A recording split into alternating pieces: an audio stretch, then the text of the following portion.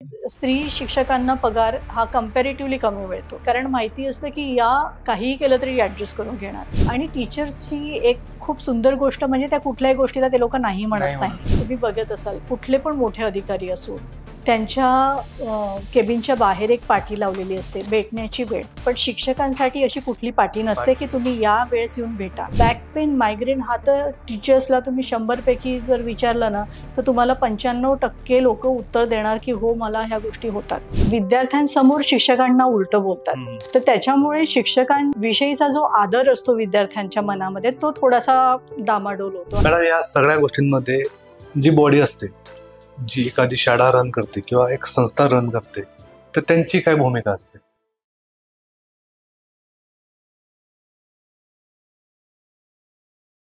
नमस्कार मित्रांनो, cutting by meeting by Chetan Patil या पॉडकास्टवर तुम्हा सगळ्यांचं पुन्हा एकदा स्वागत आहे.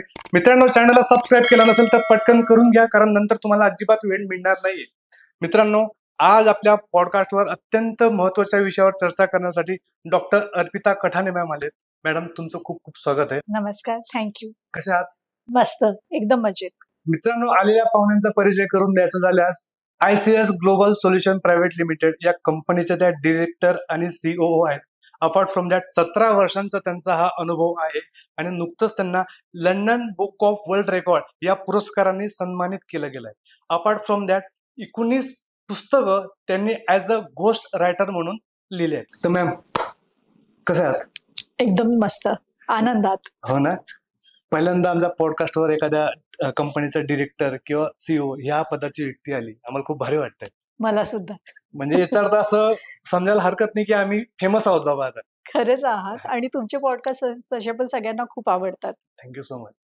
मॅडम, आपण बघतो की नुकतंच म्हणजे कोविड पासून मेंटल हेल्थ याबद्दल चर्चा व्हायला सुरुवात झाली. खरे, अवेअरनेस वाढतोय, चांगली गोष्ट आहे. पण ज्या व्यक्तींना जास्त मेंटल हेल्थचा प्रॉब्लेम असतो अशा व्यक्तीबद्दल बोलला जात नाही. म्हणजे ज्यांच्यावर एखाद्या पिढीची जबाबदारी असते, ते म्हणजे आपले शिक्षक, बरोबर. त्यांच्या मेंटल हेल्थ बद्दल बोललंच जात नाही. खरे, तर असा का होतोय? खूप महत्वाचा विषय आहे. कारण होतं कसं ना की कुठले पण शिक्षण संस्था जर घेतली तर त्याच्या शिक्षण संस्थेचं जे इन्फ्रास्ट्रक्चर असतं त्याच्यावर अतोनात पैसा खर्च केला जातो. करोडोनी पैसे खर्च केले जातात. सगळ्या टेक्नॉलॉजी, सगळ्या सुखसुविधा, सगळ्या गोष्टी पुरवल्या जातात. पण याच्यामध्ये जो जिवंत इन्फ्रास्ट्रक्चर आहे तो म्हणजे शिक्षक, याच्या मानसिक आरोग्याकडे तेवढं लक्ष दिलं जात नाही.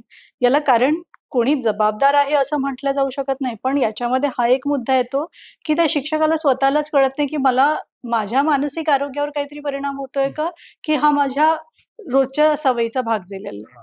बरेचदा काय होतं माहितीये का, त्या शिक्षकाला हे कळतच नाही, त्याला वाटतच नाही की मी मानसिक कुठल्या डिप्रेशन मधनं चाललोय. इनफॅक्ट त्याला हे वाटतं की हा माझ्या नोकरीचा एक भाग आहे, लाईफस्टाईलचा भाग आहे. बस. आणि रोजचं माझं रुटीन जसं सुरू आहे त्याच्यामध्ये माझं डोकं दुखणारच आहे, मला मायग्रेन होणारच आहे, मला पाठीचा त्रास होणारच आहे, पाय दुखणारच आहे. इतक्या साध्या साध्या गोष्टींना ते निग्लेक्ट केलं जातं. त्यांना असं वाटतं की हा एक भाग आहे जिथे मी रोजचं माझं आयुष्य पण सुरू आहे आणि माझी नोकरी पण सुरू आहे. त्याच्यामुळे त्याला असं डेलिबरेटली कोणी लक्ष देऊन त्याच्याकडे बघत नाही. बरोबर आहे. आता शिक्षण किंवा शिक्षक हा जरी पकडला तरी त्यात बरेच लोक येतात. नॉन टीचिंग स्टाफ पण येतो. करेक्ट. ओके, तो तर गृहीतच धरला जात नाही अजिबात. करेक्ट. तर ह्या सेगमेंटमध्ये कोणते कोणते लोक यायला पाहिजे? मी तर म्हणेल ना की शैक्षणिक संस्थेमध्ये या इकोसिस्टीम मध्ये जे कोणी येत आहे ते सगळे शिक्षक, या start to bottom, top to bottom, आपण सगळ्यांना गृहीतच धरूया की ते शिक्षक या कॅटेगरीमध्ये मोडतात. इव्हन जे पेरेंट्स असतात किंवा जे सिलेबस तयार करणारे लोक असतात किंवा जे प्रत्यक्ष शिकवतायत, ऑनलाईन शिकवतायत, ऑफलाईन शिकवतायत, व्हर्च्युअली शिकवतायत, किंवा ग्राउंडवर शिकवणारे शिक्षक आहेत, लॅब असिस्टंट आहेत किंवा कर्मचारी आहेत, ते सगळे कुठल्या ना कुठल्या माध्यमातून कोणाला ना कोणाला विद्यार्थ्यांना शिकवत असतातच, डायरेक्टली किंवा इनडायरेक्टली. ते सिलेबस घेऊन तुम्हाला ब्लॅकबोर्डवर काही शिकवत नाही आहेत, पण डेफिनेटली त्यांचं ते कॉन्ट्रीब्युशन तुमच्या शैक्षणिक आयुष्यामध्ये नक्कीच असतं. मग इथे जेव्हा आपण शिक्षकांचा मानसिक आरोग्य किंवा शिक्षकांचे मानसिक आरोग्य हा विषय घेऊन जेव्हा आपण चर्चा करतोय तेव्हा आपल्याला समजून घ्यायला पाहिजे की आपण या सगळ्या चौकटीमध्ये आपण बोलतोय. इथे कुठल्या फक्त मी जो वर्गामध्ये येऊन तुम्हाला सिलेबस समजावून सांगतोय किंवा शिकवतोय, फक्त त्या एका व्यक्तीबद्दल आपण बोलत नाहीये किंवा त्या एका पदाबद्दल बोलत नाहीये.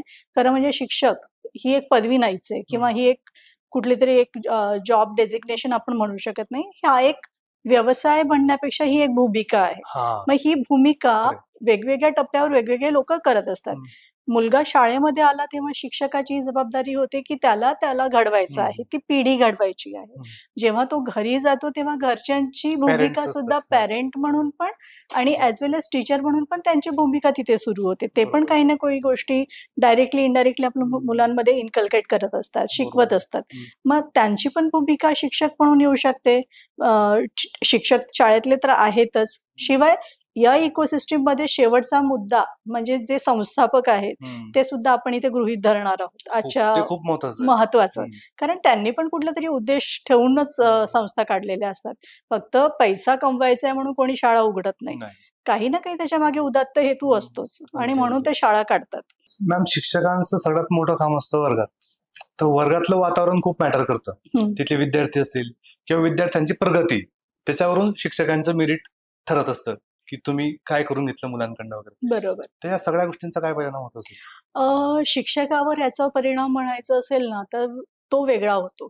कारण मला एक कळत नाही, म्हणजे भरपूरदा ही गोष्ट हा मुद्दा मांडला जातो की ज्या वर्गामध्ये वातावरण अगदी शांत आहे तो क्लास डिसिप्लिन्ड आहे आणि त्या शिक्षकाचं शिकवणं पण इतकं चांगलं आहे की त्याच्यामुळे, त्याच्या शिकवण्यामुळे, त्याच्या प्रभावामुळे वर्गातली सगळे मुलं शांत बसून ऐकतायत. पण मला इथे उलट माझं मत मांडायचं आहे. इथे खूपदा काय होतं, तुम्ही पण अनुभवलं असेल की शाळेमध्ये त्या वर्गामध्ये जास्त गडबड होते किंवा आवाज होतो जिथे मुलं कृतीने काही गोष्ट करायला जातात आणि जेव्हा तुम्ही कृतीने करता ती गोष्ट तुमच्या स्मरणामध्ये लाईफ लॉंग राहते. पण इथे आपण काय गृहीत धरतो, क्लास कंट्रोल. शिक्षकांना सांगितलं जातं की क्लास कंट्रोल करा किंवा क्लास कंट्रोल करून तुम्ही विद्यार्थ्यांना सगळं समजावून सांगा. तो एक मुद्दा आहे. शिक्षक जर क्लास कंट्रोल करू शकले, सगळ्यांना व्यवस्थित समजावून सांगू शकतात, पण ते फक्त थिअरॉटिकल नॉलेज देत आहेत का, की त्यासोबत प्रॅक्टिकली काही करायला सांगतायत किंवा कृती त्या वर्गामध्ये होते आहे का, हे एक गोष्ट महत्वाची आहे. इथे दुसरी गोष्ट म्हणजे जेव्हा आपण म्हणतो की याचा परिणाम काय होतो, तर परिणाम हा इथे असा होतो की जर विद्यार्थी थिअरॉटिकल एखादी गोष्ट त्याला कळली किंवा ती कॉन्सेप्ट त्याला क्लिअर झाली तर काही दिवसांनी ती कॉन्सेप्ट कदाचित तो विसरेल, कारण ती त्यांनी पाठांतर केलेली आहे किंवा फक्त त्यांनी थिअरॉटिकली ती ऐकलेली आहे. पण कृतीमध्ये जेव्हा तो करेल तेव्हा त्या गोष्टीचा परिणाम आता फक्त एका निकालापुरता मर्यादित करता आयुष्यभर त्याला ती गोष्ट आठवेल. बरोबर. खूपदा असं होतं की आपल्याला लहानपणी शिकवलेल्या कथा, कविता पाठ असतात किंवा त्या गोष्टी आपल्याला सहज येतात.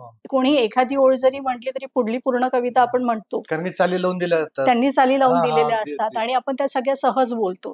हे का होतं? कारण त्या शिक्षकांनी त्या पद्धतीने त्याचा प्रयत्न तिथे केलेले आहेत आणि त्याच्यामुळे मग त्याचा परिणाम आता पण आपल्या आयुष्यात असतो.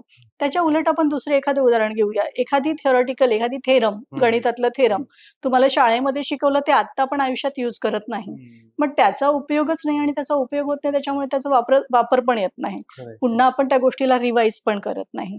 तर गुणवत्तेवर किंवा निकालावर डेफिनेटली परिणाम होतो शिकवण्याचा, पण त्याच्यानंतर त्याचा परिणाम हा तात्पुरता असावा की तो लाईफ लॉंग असावा. याच्यासाठी एक पॅरामीटर हे असतं की तो जो विषय आहे तो कृतीमध्ये उतरला पाहिजे, नाहीतर मग तो तात्पुरताच राहणार. मॅम, आपण बघतो की ज्या शिक्षण संस्था असतात त्या ग्रामीण ठिकाणी वेगळं परफॉर्म करतात किंवा आर्किटेक्चर लेवलला किंवा इन्फ्रास्ट्रक्चर लेवलला सुखसुविधा असतात त्या वेगळ्या असतात आणि शहरी कम्प्लिटली वेगळे असतात, कारण की त्यांना एक माइलस्टोन सेट करायचा असतो, स्टँडर्ड मेंटेन ठेवायचं असतं. त्यात शिक्षकाला काय म्हणायचंय किंवा त्याला काय पाहिजे ते नाही, मार्केटमध्ये काय चालू आहे ते पाहिजे आपल्याला. आणि जितका आता मी अनुभव केलाय, मी शेट्टीमधून शिकलेलो आहे, तर आमच्याकडे शिक्षकांना ऑथॉरिटी असायची पूर्ण आणि ते खूप आनंदाने शिकवायचे. आता शहरात होतं काय, जसं मी बघतोय, व्हीआयपीचे मुलं असतात, तुम्ही ओरडायचे नाही त्यांचं, तुम्ही उभं कसं काय केलं, म्हणजे त्याला केटर करण्यामध्ये शिक्षक हे होतं की यांनी कंप्लेंट केली की जॉब जाईल. तर हे पण त्यांच्या डोक्यात मानसिक प्रेशर, दडपण असतो. आणि जसं तुम्हाला आपलं बोलणं झालं की वडील माझे शिक्षक आहेत, तर आता सुद्धा सांगतात ते आधीचं खूप बरं होतं. आता शिक्षकांना उभंच करत नाही, म्हणजे मानतच नाही की टीचर आहे. असं सांगतात की तुमच्यापेक्षा मला माहिती जास्त, तुम्ही आउटडेटेड आहात. तर हे पण एक प्रेशर येतो. तर हे कसं डिफर करता येईल? बरं, याच्यामध्ये दोन गोष्टी होतात ना, की एक शिक्षक आता गुगलवर प्रत्येक गोष्टीचं ज्ञान अवेलेबल आहे. तुम्ही जे स्क्रोल करा किंवा एखादा कीवर्ड टाका, तुम्हाला त्याच्यावर 100 पेजेसचं 100 पेजेस. कंटेंट मिळणार आहे. मग अशाही परिस्थितीमध्ये शाळेमध्ये शिक्षक असतातच, ते शिकवण्याचं काम करतातच.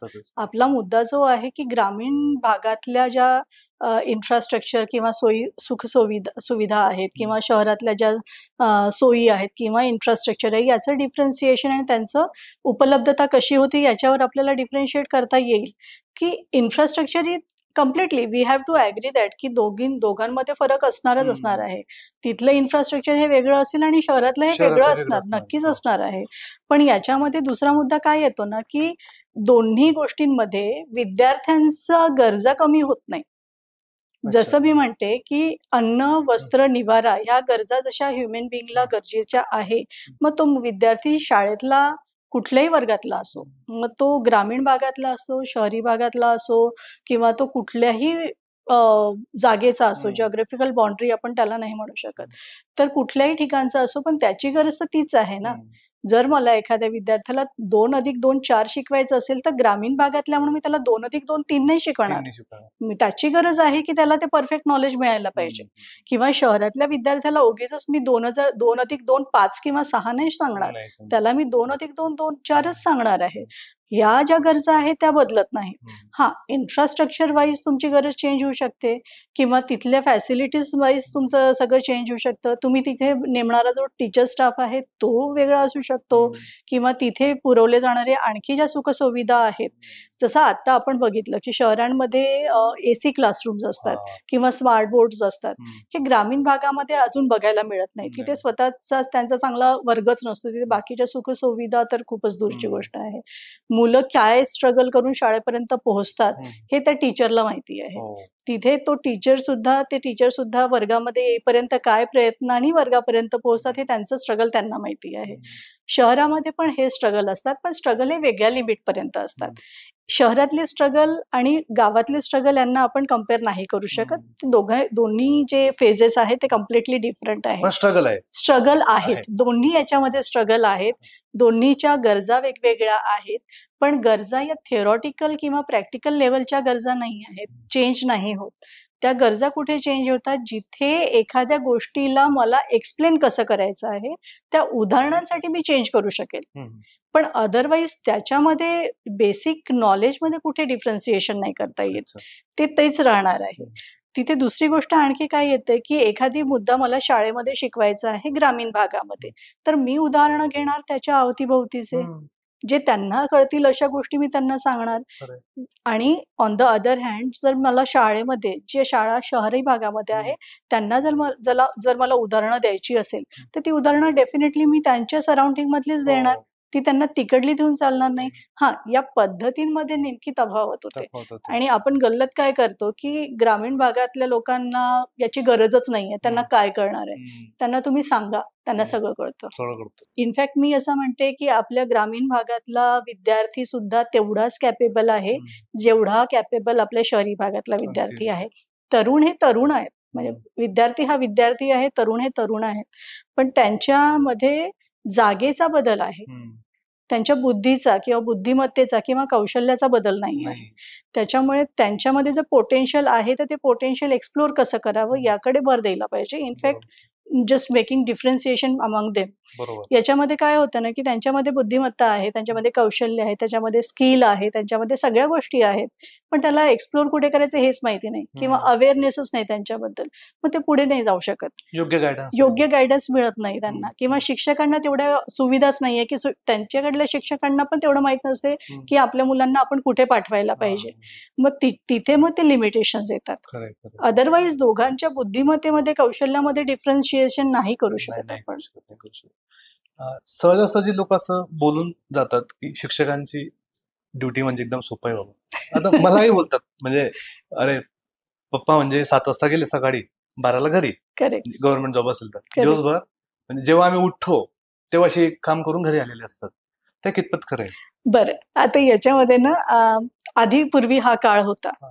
की ज्याच्यामध्ये शिक्षक म्हणा किंवा कुठलाही नोकरदार व्यक्ती घरातून एकदा एका ठराविक वेळेने तो घरून निघणार आणि एका ठराविक वेळेत तो घरी येणार. पण आता तुम्ही कुठलाही व्यवसाय घ्या, हं. कुठलाही व्यवसाय घ्या. प्रत्येक व्यवसायामध्ये त्याची घरून निघण्याची वेळ ठरलेली असते, हां, पण हे खरं घरी परत येण्याची वेळ ठरलेली नाही. Yes, yes. त्याच्यामुळे शिक्षक पण याला काही दुसरं काही त्याला उपाय नाही आहे. हं. बरं, शिक्षकांमध्ये होतं काय, की शिक्षकांच्या सुट्ट्या सगळ्यांना दिसतात. हं. शिक्षकांचे वर्किंग अवर्स सगळ्यांना दिसतात. पण त्याच्या मागची जी कामं आहेत ते कोणालाच दिसत दिसत नाही. नाही. उदाहरण सांगते. हं. शिक्षक वर्गामध्ये शिकवतो, हं. त्याचं काम तिथे संपतं का? हं. नक्कीच नाही. हं. किंवा तो एक्झाम घेतो, एक्झाम झाली की त्याच्याकडे पेपरचे गठ्ठे आले, हं. त्याला तपासावे लागतात किंवा त्याला त्याची गुणपत्रिका बनवावे लागतात किंवा एखादा विषय शिकवायचा असेल तर त्याची पूर्वतयारी त्याला करावी लागते. त्यासाठी साधनसामुग्री त्याला जमवायची असते किंवा त्याचं एक्स्ट्रा नॉलेज Googleवरनं किंवा आणखी बाकीच्या माध्यमातनं, पुस्तकांमधनं त्याला घ्यावं लागतं. या बाकीच्या ज्या तयाऱ्या करायच्या असतात त्या क्षणोक्षणी बदलत असतात. खरं आहे. कारण प्रत्येक वर्षी सिलेबस जरी तोच राहिला किंवा 3-4 वर्षांनी सिलेबस जरी चेंज होत असला, तरी प्रत्येक वर्षी येणारा नवीन विद्यार्थी किंवा येणारी नवीन बॅच ही वेगळ्या अँगलनी तुमच्यापर्यंत पुढे खरं येते आणि प्रत्येक पिढी किंवा प्रत्येक बॅच हं. यांचं डिमांड वेगळी असते. हं. जर तुम्ही त्या डिमांडला सॅटिस्फाय नाही करू शकले, तर तुम्ही त्या टीचरच्या ज्या क्वालिटीज असतात त्याच्यामधनं तुम्ही एक स्टेप मागे जाता. खरं आहे, खरं आहे. तिथे तुम्हाला त्या गोष्टी पूर्ण करायच्या आहेत. तिथे तुम्हाला त्या गोष्टींना सगळ्यांना आन्सर द्यायचे आहे. मुलं इतके स्मार्ट असतात, की तुम्हाला उठून काहीही प्रश्न विचारू काही शकतात. विचारतात ते. हां. काहीही विचारू शकतात आणि as a teacher, as a subject expert म्हणून तुम्ही त्या पोझिशनला तिथे तुम्ही त्या मुलाला सॅटिस्फाय करताय का? हं. त्याचं उत्तर तुम्ही देऊ शकताय का?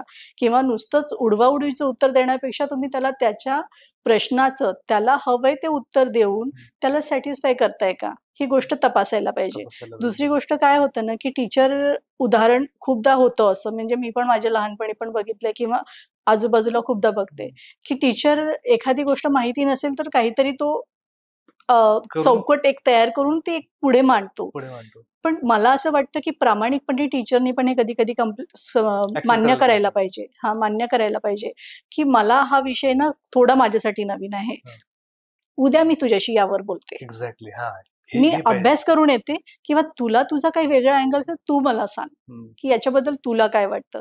आपण चर्चा करूया आणि त्यातनं एक आउटपुट येऊ देत. एक हेल्दी कन्व्हर्सेशन हेल्दी होतं. कन्व्हर्सेशन त्यांनाही बरं व्हायला वाटतं. पाहिजे. हां. खरंच. म्हणजे इथे काय होतं, की फक्त मी टीचर आहे किंवा मी हां, सुपेरियर हां. आहे आणि विद्यार्थी माझ्यापर्यंत अप्रोच करतोय याचा अर्थ मी त्याला काहीही सांगून मोकळं होऊ शकत नाही. ही माझी बरोबर. रिस्पॉन्सिबिलिटी आहे, की ॲज अ टीचर म्हणून मी त्याच्या प्रश्नाला हवं तेच योग्य उत्तर त्याला द्यावं आणि नसेल माहीत तर मी त्याला हां. कबूल करावं, की आपण उद्या बोलूयात या विषयावर. रॉंग इन्फॉर्मेशन देण्यापेक्षा एक्झॅक्टली. लेट दिलेलं बरं आहे. मग Google आणि हां. टीचरमध्ये काही फरक काही राहिला फरक नाही, नाही. काही फरक त्यांनी नाही. Googleमध्ये पण आपण व्हेरिफाय नाही करत, की हं. ती इन्फॉर्मेशन जी येतेय हं. ती व्हॅलिडिटी त्याला काही आहे का? खरं आहे, किंवा खरं आहे. ती ऑथेंटिक आहे की नाही आहे? तसं टीचरचं काम होऊ नये, हं. असं मला वाटतं. बरोबर. तर शिक्षकांचा मुद्दा जर आपण जेव्हा म्हणतो, की शिक्षकी पेशा सगळ्यात सोपं आहे. सोपा हां, आहे. हां, हां. खरं म्हणजे ही मोठी खूप मोठा गैरसमज आहे. हं. असं काही नसतं. हं. शिक्षक ही पेशा जेव्हा आणखी एक तुम्हाला माहिती असेल, की खूप जण म्हणतात, की तुला काही नोकरी मिळत नाही ना, जा ना कुठल्यातरी शाळेमध्ये अप्लाय कर. हां. तुला शिक्षक म्हणून घेतील. बरोबर आहे. तुम्ही बघितलं पण असेल जे ज्युनियर के-जी किंवा के-जी हं. किंवा ज्या प्राथमिक शाळा असतात, हं. तिथे इंजिनियर झालेली मुलं किंवा एम-बी-ए झालेली मुलं, मुली हे किंवा घरी बसलेल्या ज्या गृहिणी असतात, त्या सुद्धा जाऊन अप्लाय करतात आणि त्यांना सिलेक्ट केलं सिलेक्ट जातं. केलंय. क्रायटेरिया एकच. क्रायटेरिया महत्त्वाचा क्रायटेरिया काय, की याला पगार कमी द्यावा लागणार आहे. हं. या एका तत्वावर खूप शाळांमध्ये मी बघितलेलं आहे, की तुम्हाला त्यांना बॅकग्राऊंड नाही. बी-एड, एम-एड झालेलं नाही त्यांचं हं. किंवा त्यांचं प्रॉपर एज्युकेशनमधलं त्यांचं कुठलं एक कुठली डिग्री त्यांच्या कडे नाही आहे आणि तरी पण त्यांना शिक्षक म्हणून स्वीकारलं जातं. खरं आहे. इथे होतं काय, की तुम्हाला समजा ब्लूम्सची टेक्सॉनॉमी माहिती नसेल हं. किंवा तुम्हाला हर्बर्टची पंचपदी माहिती नसेल, हं. तो शिक्षक शिकवेल. हं. नाही शिकवणार असं नाही. तर होऊ शकतं कधी-कधी त्याला डिग्री नसेल, पण त्याला छान गोष्टी एक्सप्लेन करता एक्सप्लेन येतात. करता येत असतील. तो व्यक्ती पण छान शिकवू शकतो. मला याच्यामध्ये दुमत नाही आहे.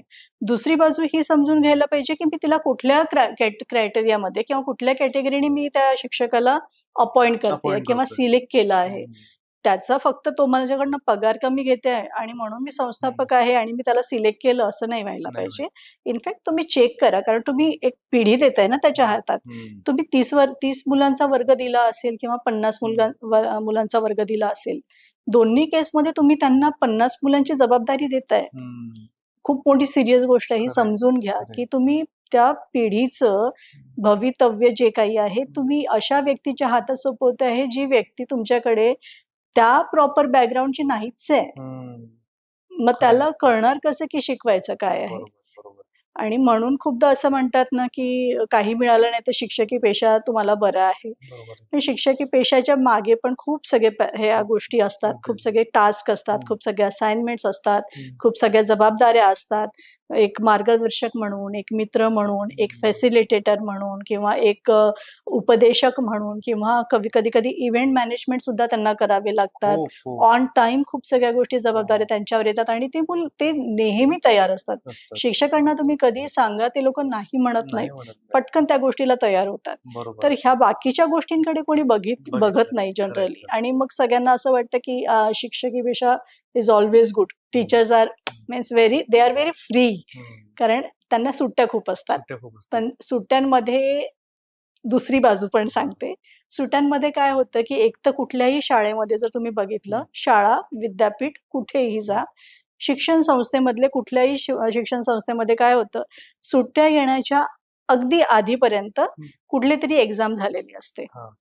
किंवा इमिजिएट त्या सुट्ट्यांच्या नंतर तुमची एक्झाम असते. याचा अर्थ काय की शिक्षकांना त्या सुट्ट्यांचा उपयोग स्वतःच्या फॅमिलीसोबत नाही घालवायचा आहे. त्यांना ते कुठलेतरी असाइनमेंट आहेत ते चेक करायचे आहेत किंवा परीक्षेचे पेपर आलेले आहेत ते बरोबर आहे. चेक करायचे आहे. सुपरविजन असतं. सुपरविजन करायचं आहे, रिझल्ट लावायचे आहे, रिपोर्ट्स तयार करायचे आहे, अहवाल तयार करायचे आहेत किंवा त्यात- नंतर जर असेल त्यात तर इलेक्शन्स येतात मध्ये. इलेक्शन येतात. मतमोजणी सॉरी जनगणना जनगणना आहे. हे येतं. जनगणना हां. अगदी खरं आहे. खरं आहे. जनगणना येतं, जनगणना करायची आहे.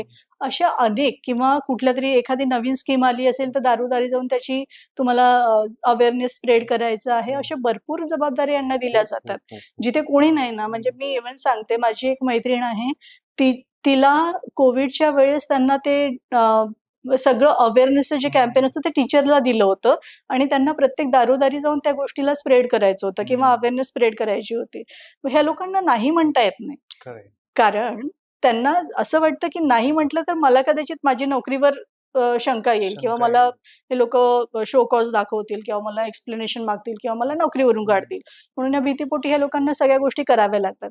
या बाकीच्या गोष्टी कोणाला दिसत नाही. फक्त आहे. लोकांना काय वाटतं की यांना सुट्ट्या खूप आहेत. खूप आहे. यांना काय 9 ते 5 जॉब आहे, नंतर तो सुट्टीचा आहे. खरं आहे. असं नाही. त्यांच्या मागे पण खूप सगळ्या जबाबदाऱ्या असतात आणि आताच्या शिक्षकांना तर कॉर्पोरेट लाईफ सारखंच झालेलं आहे. जाण्याची वेळ आहे, येण्याची वेळच नाही. नाही. आणि तुम्ही जसं म्हटलं की 10 ते 5 किंवा 7 ते 12 असं काहीतरी जे शेड्यूल असेल. अपार्ट फ्रॉम दॅट आता मी काय पाहिलंय, मुलगा शाळेत येत नसेल तर पालक येतो की 2 दिवस हा शाळेत आला आणि तुम्ही काय करताय? अरे बरोबर. आम्हाला नाही माहिती की इतक्या मुलांमध्ये तुझ्या मुलगा नाही आला तर हे आम्ही ट्रॅक डाऊन नाही करू शकत ना. करेक्ट. ते पण शिक्षकांनी पाहायचं. शाळा सुटल्यावर सगळी मुलं घरी पोहोचली का ते पण शिक्षकांचीच पाहायचं की तुमच्याकडे पाठवलं होतं बाबा. बरोबर. नंतर ते कुठं गायब झाली किंवा कुठं खेळायला लागली असेल, शेतात असेल किंवा कोणाच्या मित्राच्या घरी, ते पण जबाबदारी वर्ग शिक्षकांवर वर्ग असते. शिक्षकांचीच आहे. आता आमच्याकडे असं व्हायचं की तुकडीमध्ये मुलांची संख्या कमी झाली की गावोगावी फिरायचं ऍडमिशन घेण्यासाठी. ते पण सरांची जबाबदारी. मुलं काय करतात, पास संपली सर पैसे देऊन टाका, तर त्यांचा पास रिन्यू करणं म्हणजे हे बेसिक मी पाहिलंय स्वतः. बरं. तर पुस्तकं नाही आमच्याकडे, चला म्हणजे गावातले शिक्षक सुद्धा पास करून द्या, पुस्तकं देऊन द्या, दप्तर देऊन द्या यांना, किंवा आजारी पडला असेल तर काहीतरी करून द्या, पास करून द्या, कुठंतरी मदत करा, किंवा स्कॉलरशिपला बसायचंय, प्रिपरेशन करून द्या. ह्या लेवलला त्यांना तयारी करायला लागते आणि हे दिसून नाही येत हे बाहेर. दिसून हे जे एफर्ट आहे ना, हे दिसूनच येऊ शकत हे नाही. दिसून नाही येत. कारण हे पडद्याच्या मागे होणाऱ्या सगळ्या घटना Yes, आहेत. yes. या घटना पुढे कोणी आणत नाही आणि बोलले जात नाही त्याच्यावर. त्याच्यामुळे सगळ्यांना वाटतं की खरंय. ह्या जबाबदाऱ्या एवढ्याच आहेत. Yes, yes. जबाबदाऱ्या तेवढ्या नसतात. जे जबाबदाऱ्या आता तुम्ही सांगितलेल्या सगळ्या गोष्टी सगळ्या बघायला मिळतात. बरोबर आहे. अजूनही आहेत बरोबर. गावांमध्ये, शहरांमध्ये, पण त्याच्यावर लक्षच दिलं जात नाही. आणि आता मी बघतो की कितीही फी असेल, जरी त्या शिक्षकाला 15,000 पगार असेल आणि कोणताही विद्यार्थी आला, सर माझ्या एक्झामची फी मी भरू शकत नाही, तो शिक्षक हमखास मी ऑन कॅमेरा सांगतो, तो नाही म्हणत नाही, मदत करायला तयार मदत असतो. करतो शिक्षणासाठी तर बिलकुल. करतोच, तो फी भरून टाकीन, कॉन्ट्री काढून ती फी भरतील, काहीतरी करतील, पण ते करतील. करतील, असं नाही म्हणत की तू शिक्षण सोडून दे बाबा, आता तुझ्या काही संबंध नाही, असं नाही करत, ते मदत करतात. करतात. आता हे झालं मेल. फिमेल ज्या टीचर्स असतात त्यांचा अजून काय प्रॉब्लेम्स ते फेस करतात? हे दोन्हीच्या बाबतीमध्ये मेल आणि फिमेलचं असं पालक म्हणून कधीच विचार होत नाही. पालक अच्छा. जेव्हा विचार करतात, शिक्षक म्हणजे शिक्षक. हा हा ते मेल आहे, फिमेल आहे हा विचार करत नाही. मेल आणि फिमेलचा विचार कुठे होतो, जर एखाद्या गोष्टीची जबाबदारी एखाद्या टीचरला द्यायची असेल, तरी भरपूरदा असं शाळा कॉलेजेसमध्ये होतं, की स्त्री आहे की पुरुष आहे, शिक्षक आहे की शिक्षिका आहे, याच्यावरून जनरली कामाचं डिफरन्शिएशन केलं जातं. एखाद्या प्रोग्रामसाठी जर रात्रीपर्यंत थांबायचं असेल, तर शाळासुद्धा तेवढी काळजी घेतात, की पुरुष शिक्षक असेल त्याला थांबवलं जातं. स्त्रियांना थोडीशी सूट दिली जाते, की तुम्ही निघा किंवा तुम्ही घरी जाऊ शकता. कधी-कधी शाळामध्ये आणि कॉलेजेसमध्ये पण स्त्री किंवा पुरुष दोन्ही शिक्षक थांबतात. भरपूर वेळपर्यंत काम करतात. हो. इथे डिफरन्स आणखी एक गोष्ट येतं, की पगाराच्या बाबतीमध्ये ज्या खाजगी शाळा असतात, त्या खाजगी शाळा इथे डिफरन्सिएशन नक्की करतात. मी ऑनेस्टली सांगते. त्याच्यामध्ये स्त्री शिक्षकांना पगार हा कंपॅरेटिव्हली कमी मिळतो. कारण माहिती असतं, की या काहीही केलं तरी ॲडजस्ट करून घेणार. स्त्रियांमध्ये किंवा स्त्री शिक्षकांमध्ये खूप मोठी इमोशनल एक पाठबळ असतं. त्याच्यामुळे त्या लोकांना त्या विद्यार्थ्यांसोबत एम्पॅथी लेव्हल सेट करायला खूप इझी जातं किंवा ते विद्यार्थ्यांच्या भावना किंवा इतर टीचर्सच्या भावना लवकर समजू शकतात. त्यांना विषय कसा मांडावा हे लवकर समजतं. पण इथे विद्यार्थ्यांच्या दृष्टिकोनातून जर पाहिलं तर शिक्षक स्त्री आहे की पुरुष आहे याचा तेवढा फरक पडत नाही. इव्हन पेरेंट्सला पण फरक पडत नाही, कारण पेरेंट्ससाठी टीचर इज टीचर. तो त्याच्यामध्ये ते लोक डिफरन्शिएशन तेवढं करत नाही. पण त्याच्यामध्ये त्यांना हे माहिती असतं की धाक जर दाखवायचा आहे तर पुरुष शिक्षक असेल त्याचा धाक जास्त राहील, स्त्री शिक्षकांचा कमी राहील, असं पॅरेंट्सचं एक मत असतं. पण आता तसं नाहीये. ह्या सगळ्या गोष्टी खोडून काढल्या गेलेल्या आहेत. स्त्री असो पुरुष असो, ते शिक्षक म्हटलं तर त्या पेशाला पूर्णपणे ते लोक न्याय द्यायला रेडी असतात. मॅडम, अजून काही कारणं आहेत का की ज्यांच्यामुळे त्यांच्यावर तणाव वाढतो शिक्षकांवर? बरं, तणावाची खूप कारणं असतात. कारण रोजच त्यांना कुठल्या ना कुठल्या अशा सिच्युएशनमध्ये जावं लागतं जिथे वेगवेगळ्या गोष्टी किंवा वेगवेगळ्या घटना त्यांच्यासोबत घडत असतात. शिक्षकांना भरपूरदा अशा जबाबदाऱ्या दिल्या जातात ज्याच्यासाठी ते तयार नसतात किंवा घरून येताना त्यांचीच ती भूमिका नसते. ते शिक्षक म्हणून जरी जेव्हा शाळेमध्ये प्रवेश करतात, कॉलेजेसमध्ये प्रवेश करतात किंवा विद्यापीठामध्ये प्रवेश करतात, तेव्हा त्यांचा एक ठरलेला एक पॅटर्न असतो. त्यांना माहिती असतं, की मला वर्गात जाऊन आज माझे 3 तास आहे, 5 तास आहेत. या तासांमध्ये मला शिकवायचं आहे आणि त्याच्यासाठी ते प्रिपेअर असतात. ऑन टाईम भरपूर गोष्टी त्यांना तयार होतात किंवा तयार केल्या जातात आणि त्यांना त्या कराव्या लागतात. आणि टीचर्सची एक खूप सुंदर गोष्ट म्हणजे त्या कुठल्याही गोष्टीला ते लोक नाही म्हणत नाही. त्यांना तुम्ही सांगा, की तासाभरात आपल्याकडे कुठले तरी प्रमुख पाहुणे येणार आहेत, आपल्याला तासाभरात सगळ्या गोष्टी सेट करायच्या आहे. भाषण किंवा मग त्याचं रांगोळ्या सगळ्या गोष्टी तयार करायच्या आहेत आणि टीचर त्या सगळ्या गोष्टी घडवून आणतात. तासाभरानंतर आलेल्या पाहुण्यांना हे कळणार पण नाही, की तासाभरापर्यंत इथं काहीच नव्हतं. इतक्या लेवलपर्यंत सगळ्या गोष्टी रेडी असतात आणि हे त्यांचं स्किल आहे. इव्हन दुसरं तणावाचं, या गोष्टीचा तणाव त्यांना येत नाही. तणावाची कारणं वेगळी आहेत. तणावाची कारणं म्हणजे कोणती, की सारखं तुम्हाला एखाद्या गोष्टीसाठी अप्रिसिएशन जर मिळत नसेल, इन्स्टेड ऑफ अप्रिसिएशन तर तुमच्यावर क्लेम केल्या जात असतील किंवा तुम्हाला त्या गोष्टीसाठी जबाबदार धरल्या जात असेल. तुम्ही त्या गोष्टींना कुठल्या दूरपर्यंत तुमचा संबंध नाही, पण त्या गोष्टी तुमच्यावर लादल्या जात असतील किंवा कधी कधी अनिच्छेने एखादी गोष्ट तुम्हाला वारंवार करावी लागत असेल किंवा तुम्हाला एखाद्या गोष्टीमधनं समजा आता तुम्हाला तुमचं जे ड्यू आहे, खूपदा असं होतं टीचर्समध्ये पण किंवा शिक्षण संस्थेमध्ये म्हणा किंवा मग कुठल्याही कॉर्पोरेट गोष्टीमध्ये पण, की माझं एक क्रेडिट सेट झालेलं आहे त्या कंपनीमध्ये किंवा शाळेमध्ये आणि मला ती गोष्ट मिळणार किंवा ते प्रमोशन मला मिळणार आहे, पण ती प्रमोशन मला न मिळता दुसऱ्या व्यक्तीला मिळालं. पॉलिटिक्स म्हणा किंवा कुठले तरी वेगळे त्याच्यामध्ये इश्यूज येऊ शकतात किंवा कुठले वेगळे हेतू असू शकतात. कुठल्याही कारणाने समजा दुसऱ्या कोणाला जरी त्या गोष्टीचा लाभ झाला तर या व्यक्तीला दडपण येतं. दुसरं दडपण कशाचं येतं, की खूपदा असं होतं, की त्यांनी जो शिकवलेला विषय आहे त्या विषयामध्ये त्यांनी पूर्ण प्रयत्न करून शिकवला, पण तो जो रिझल्ट अपेक्षित आहे तो आला नाही. मग अशा वेळेस सुद्धा त्याचं कारण त्या वर्ग शिक्षकाला धरलं जातं आणि परत त्याच्यावर ब्लेम केला जातो की तुमच्या शिक्षणामध्ये काहीतरी कमतरता आहे, त्याच्यामुळे 3 मुलं 5 मुलं जी काही मुलं नापास झाली आहे ही मुलं नापास झाली. बरोबर. बरं, याच्यामध्ये पुढचा आणखी ताण कशाचा येतो की त्यांना जे एक्स्ट्रा वर्क करावं लागतं शिकवण्याशिवाय सुद्धा खूप सगळे क्लरिकल किंवा पेपर वर्क टीचर्सला करावं लागतं, जे त्यांच्या आवाक्यामध्ये सध्या नसतं, पण तो त्यांच्या ड्युटीचा भाग आहे म्हणून म्हणा, किंवा त्यांची जबाबदारी आहे म्हणून म्हणा, किंवा त्यांच्या विषयाशी निगडीत असलेला भाग असतो म्हणून म्हणा, त्यांना तो करावा लागतो. मग हे बॅलन्स जेव्हा साधणं त्यांना जमत नाही, तेव्हा त्यांचा ताण वाढायला लागतो. पुन्हा एक कारण म्हणजे जेव्हा घरचं आयुष्य किंवा personal life and professional life हे मिक्स व्हायला लागतात. खूप टीचर्सला हे समजतच नाही की मला हे दोनमध्ये वेगळं कसं ठेवायचं आहे. शाळेची प्रॉब्लेम घेऊन घरी जातात आणि घरचे प्रॉब्लेम घेऊन शाळेत येतात, किंवा कुठलाही जॉब, फक्त शिक्षकांपुरतंच हे लागू होतं असं नाही. कुठल्याही जॉबमध्ये जेव्हा तुम्ही घरचं आयुष्य आणि प्रोफेशन आयुष्य हे एकत्र करताना तुमचा इम्बॅलन्स होणारच, त्याचा ताण येणारच येणार, 100% येणार. मग इथे या सगळ्या गोष्टींमुळे ताण वाढत जातो. ताण वाढण्याची आणखी काय कारणं आहेत की एखादी अपेक्षा मी सेट करून ठेवलेली आहे, त्या अपेक्षेचं फळ मला मिळत नाही आहे, किंवा पॉलिटिक्स होत आहे, किंवा माझ्यावर कोणीतरी कुरघोडी करत आहे, किंवा माझ्याविषयी कोणीतरी वाईटच बोलत आहे, किंवा माझे पाय खेचण्याचा प्रयत्न करत आहे, किंवा मी एखाद्या गोष्टीसाठी कॅपेबल आहे, पण त्या कॅपॅसिटीनुसार माझ्यावर ती गोष्ट माझ्यापर्यंत पोहोचूच दिल्या जात नाहीये. इनफॅक्ट मला जास्त जबाबदाऱ्या दिल्या जात आहेत. याचा खूप ताण येतो. आणखी एक महत्वाचं म्हणजे की इमिजिएट रिस्पॉन्स जो प्रत्येकाला अपेक्षित असतो आजच्या युगामध्ये ना, म्हणजे ही खूप निगेटिव्ह गोष्ट आहे खरं तर, की प्रत्येक गोष्टीला तुम्ही 24/7 अवेलेबल असणं हे गृहीत धरलं जातं.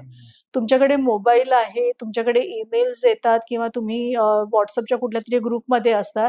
त्याच्यामुळे होतं काय की कुठल्या तरी मेसेज एखाद्या टीचरसाठी टाकला गेला तर त्यांनी त्या क्षणाला त्याचा रिस्पॉन्स दिला पाहिजे, याचं खूप मोठं प्रेशर असतं. मेलला रिस्पॉन्स त्या क्षणाला गेला पाहिजे याचं प्रेशर असतं. हे खूप सगळे प्रेशर पॉइंट्स असे असतात. आणि त्याच्यामध्ये आणखी एक मुद्दा म्हणजे पालकांची अपेक्षा, संस्थेची अपेक्षा, संस्थापकांकडनं वेगवेगळ्या केल्या जाणाऱ्या अपेक्षा. त्यांना गुणवत्ता वाढवायची असते, त्यांचं त्याच्यामध्ये चुकत नाही. त्यांना आपल्या संस्थेचा एक दर्जा निर्माण करायचा असतो, किंवा त्यांना गुणवत्ता वाढवायची असते. पण कधी कधी या अवाजवी पण होतात, आणि अवाजवी झाल्या की मग शिक्षकांवर त्याचं दडपण येतं. बरोबर. तुम्ही म्हटलं की 24/7 आता होतं असं की मी बघतो की क्लास टीचर म्हणून एक ग्रुप फॉर्म होतो, व्हॉट्सअप ग्रुप. त्यात पॅरेंट्स आणि मुलं असतात. बरोबर. काही विचारतात की उद्या कोणते कपडे घालून आणू, म्हणजे आणि सर तुम्ही सांगितलंच नाही, सर थोडी 24 तास असणार आहे ना सांगायला. तर हे गृहीत धरलं जातं, किंवा तुम्ही ही अरेंजमेंट करून घ्याल, हे गृहीत काम आहे तुमचं ना. गृहीत. हा, तर अगदी आणि त्यात अप्रिशिएशन नाही की हे छान केलं बरं का तुम्ही, खूप कमी टाइम तुम्हाला दिला गेला होता, किंवा मग हे पॉलिटिक्स की आणि एक सोपा नाही म्हणता ना, पण ऍज कम्पेअर्ड टू सोपा सब्जेक्टचा निकाल आणि एक डिफिकल्ट सब्जेक्टचा निकाल हे कम्पेअर केलं जातं. बरोबर. त्या मॅम ज्या सब्जेक्ट शिकवतात त्यातली सगळी मुलं टॉपर निघाली, आणि तुमच्या याच्यात 5% निकाल लागला. तर हे डिफरन्शिएट नाही करू शकत ना आपण. सब्जेक्ट कसा आहे, तुम्ही आता जर्मन लँग्वेज शिकवतायत आणि मी मराठी शिकतोय, तर मी मातृभाषा आहे, ऍज कम्पेअर टू मला फरक पडणार आहे, तो निकाल आपण कम्पेअर नाही करू शकत. तर अशा बाबतीत सुद्धा त्रास होतो शिक्षकांना. कम्पॅरिझन होतं, खूपदा होतं. मग तुम्ही विषय शिकवताय त्याच्याविषयी कम्पॅरिझन होतं, किंवा एखादी याच्यामध्ये पॉझिटिव्ह कम्पॅरिझन पण खूप असतात.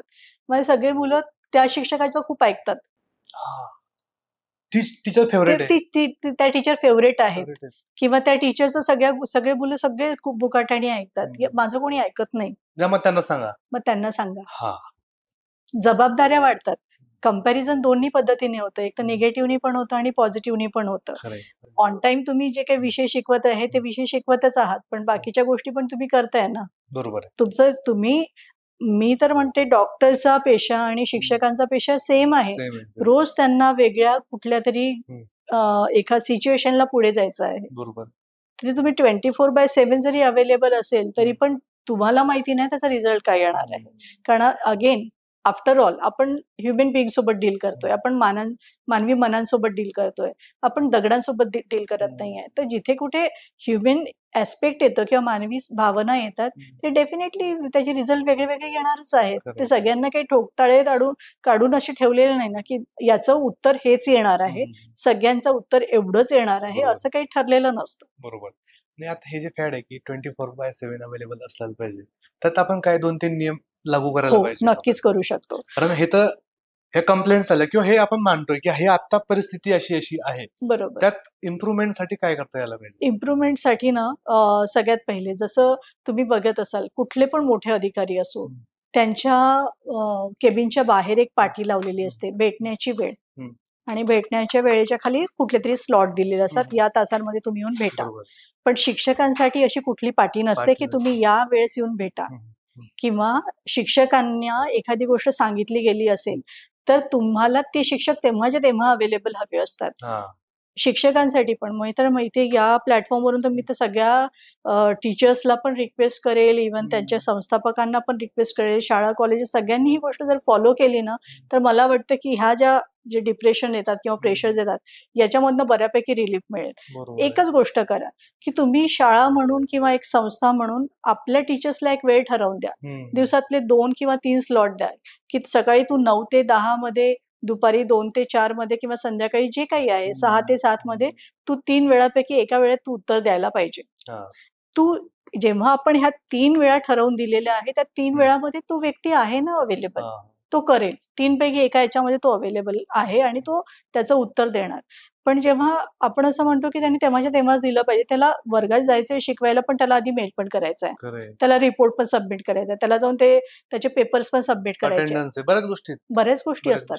मग या गोष्टी सायमल्टेनियसली एकच व्यक्ती आहे ना, ती सगळ्या गोष्टी मॅनेज करू शकत नाही. याच्यासाठी टेक्नॉलॉजिकल तुम्ही एक यूज करा, की तुम्ही त्याला स्लॉट द्या, 3 स्लॉटमध्ये तू हे कर. दुसरे काय, टीचर्सनी पण माइंडफुल टास्क करायला पाहिजे. कसे, की तुम्हाला माहिती आहे की मला या नोटिसेस द्याव्याच लागतात किंवा मला हे मेल्स पाठवावेच लागतात किंवा मला या रिपोर्ट्स बनवावेच लागतात. या 3-4 आपले पॅटर्न्स ठरलेले असतात.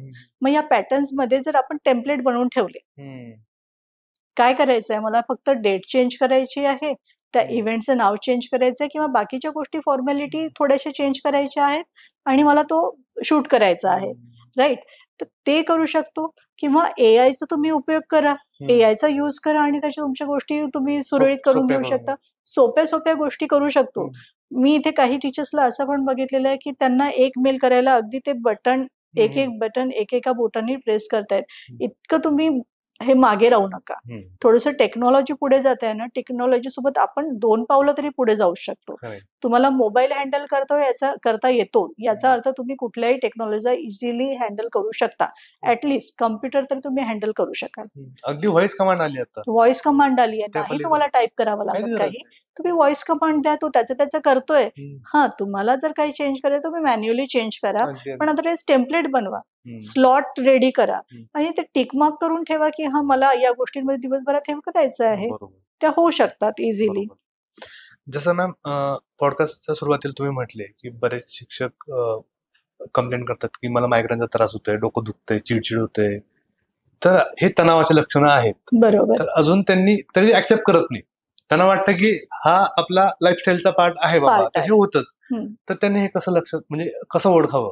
बरं, खूप महत्वाचा प्रश्न आहे हा. खूपदा असं होतं, प्रोफेशनली आपण इतकं ते अकोमोडेट झालं असतं त्या सिच्युएशन मध्ये, की आपल्याला कळतच नाही की मला बर्डन आलाय आणि मला रोज असं वाटतं की माझं रोज दुखतंय बाबा डोकं किंवा मला मायग्रेन होतंय, मला घरी गेल्यावर थकवा आल्यासारखा वाटतोय, पण याची लक्षणं आहेत. जर एखादी व्यक्ती अचानक बोलणारी व्यक्ती शांत होत असेल किंवा सगळ्यांमध्ये मिक्स होणं त्यांनी बंद केलं किंवा कारण नसताना रडायला येत असेल किंवा आज असं वाटतंय की काहीतरी मिसिंग होतंय, काहीतरी चुकलंय, काहीतरी माझ्या हातानं निसटतंय, अशा गोष्टी माणसाला जाणवायला लागतात.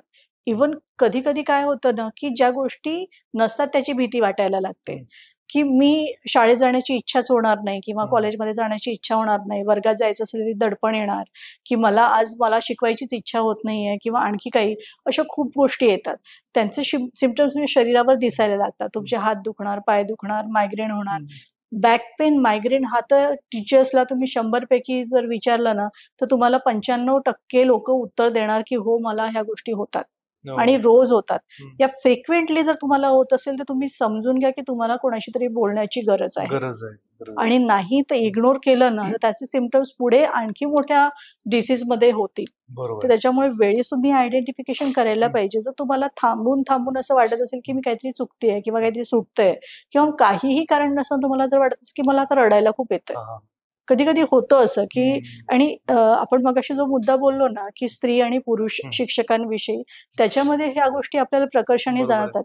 स्त्रियांना रडण्यासाठी कोणीही थांबवत नाही. नाही. हा. पण पुरुषांनी तो शिक्षक आहे, तो पुरुष शिक्षक आहे, तो रडला कसा? तो कठोर पाहिजे. तो कठोर पाहिजे. हम्म. त्याला त्याच्या भावना एक्सप्रेस करायला जागाच नाहीये. नाही. तुम्ही किती गृहीत धरणार पुरुषांना? तो पण एक शिक्षक आहे, हाडामासाचा शिक्षक आहे, माणूस आहे. त्यालाही कुठेतरी वाटत असेल की भावना व्यक्त कराव्या. बरं, याच्यामध्ये दुसरा एक मुद्दा काय येतो की कॉन्फिडेन्शियलिटी. मी ज्या व्यक्तीला माझ्या सगळ्या भावना सांगते आहे, तो प्रोफेशनली त्या सगळ्या स्वतःजवळ ठेवतो आहे की नाही, की तो त्याचा उपयोग करतो आहे किंवा तो गॉसिप म्हणून सगळीकडे वापरतोय. ते थोडंसं ना भीती असते सगळ्यांना किंवा मला टॅग लागेल किंवा हे लोक मला गृहीत धरतील किंवा हे लोक माझ्याविषयी माझ्या पाठीमागे काहीतरी वाईट बोलतील किंवा माझ्याबद्दलच्या चुगल्या करतील किंवा माझ्याबद्दलच्या आणखी अफवा पसरवतील असं काहीतरी वाटतं आणि मग ते लोक बोलत नाही. स्त्री आणि पुरुष या दोघांमध्ये पण डिप्रेशन येतात. पण इथे डिप्रेशन मांडणं किंवा आयडेंटिफाय करणं याच्या पहिले असते ते स्वतःला मान्य करणं. मला मान्य करावं लागेल की मला डिप्रेशन आहे किंवा मला या गोष्टीचा तणाव येतोय आणि तणाव आहे हे मान्य केलं तरच तुम्ही त्याच्यावर उपाय शोधाल, नाहीतर नाही. यात सगळ्यात महत्वाची गोष्ट अशी होते की समोरच्या व्यक्तीला समजत नाही, त्याचा आजूबाजूला असणारे नोटीस करतात. करेक्ट. तो ऍक्सेप्टच करत नाही. करेक्ट. की अरे तू शांत का बसलायस किंवा तू आज असं म्हणजे वेगळंच काहीतरी करतोय किंवा 3-4 दिवसापासून तू रमत नाही, आमच्यामध्ये बोलत नाही, खात नाही, जेवत नाही. तो पण काय नाही, मी नॉर्मल आहे. करेक्ट. तर याचा बद्दल काहीतरी आपण सेल्फ अनालिसिस डेलीचं केलं पाहिजे. करेक्ट. करेक्ट. की आज मला कसं वाटतंय, एका मिनिटाचं हेल्थ चेकअप स्वतः. तुम्ही जे म्हणताय तो 100% मुद्दा खरा आहे. आपल्याला कळत नाही पण लोक ऑब्झर्व करतात. ऑलवेज तुमच्या आजूबाजूला ना सायलेंट ऑब्झर्वर खूप असतात. आपण बोलतोय पण आपल्याला बघणारे 10 चेहरे आपल्या आजूबाजूला असतात. ते आपल्या पूर्ण बॉडीचा अनालिसिस करतात. आपल्या बॉडी लँग्वेज म्हणून ते ठरवतात की या व्यक्तीचा मूड आज कसा आहे. इव्हन आपण घरी पण तेच करतो. आपण चेहरे फेशियल एक्सप्रेशन पाहून ठरवतो की या व्यक्तीशी बोलायचं की नाही बोलायचं. शाळेमध्ये तेच होतं. शाळेमध्ये 100, 200, 500 लोक तुम्हाला बघत असतात रोज येता जाता. त्या लोकांना कळतं की या व्यक्तीचं काहीतरी बिनसलंय आणि किंवा या व्यक्तीची बॉडी लँग्वेज आता असं सांगते की हा व्यक्ती लो फील करतोय किंवा खूप एनर्जेटिक आहे किंवा एखादी व्यक्ती डिप्रेशन मध्ये असेल किंवा एखाद्या मानसिक तणावामध्ये असेल तर त्या व्यक्तीची बॉडी लँग्वेजच कळते की तो त्याचं सेल्फ अनालिसिस जर करायचं असेल ना तर त्यांनी स्वतःचं रोजचं एक पाहायला पाहिजे की मला आता काय फील होतंय.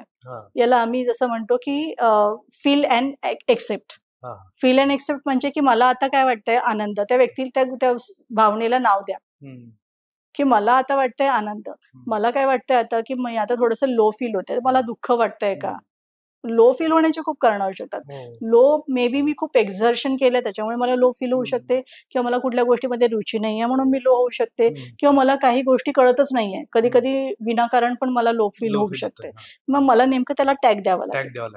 स्वतःला, इतरांना नाही, स्वतःला टॅग द्यावा लागेल की हा मला ही भावना वाटते, याच्या मागे कारण हे आहे आणि त्याच्यामुळे मला असं वाटतंय.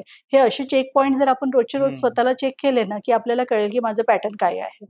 माझं बिहेव्हिअरल पॅटर्न जे रोजचं फॉलो करतेय त्याच्यामध्ये काहीतरी चेंज येतोय का. आला की लगेच मला कळेल. अदरवाईज मी तितकं कॅज्युअली घेते की हा ठीक आहे चालते, take it for granted everything. मग त्याच्यामध्ये आपण डेलिबरेटली कुठल्या गोष्टींना लक्षच देत नाही. खरंय. पण त्याच्यात पण एक थ्रेशोल्ड पाहिजे ना.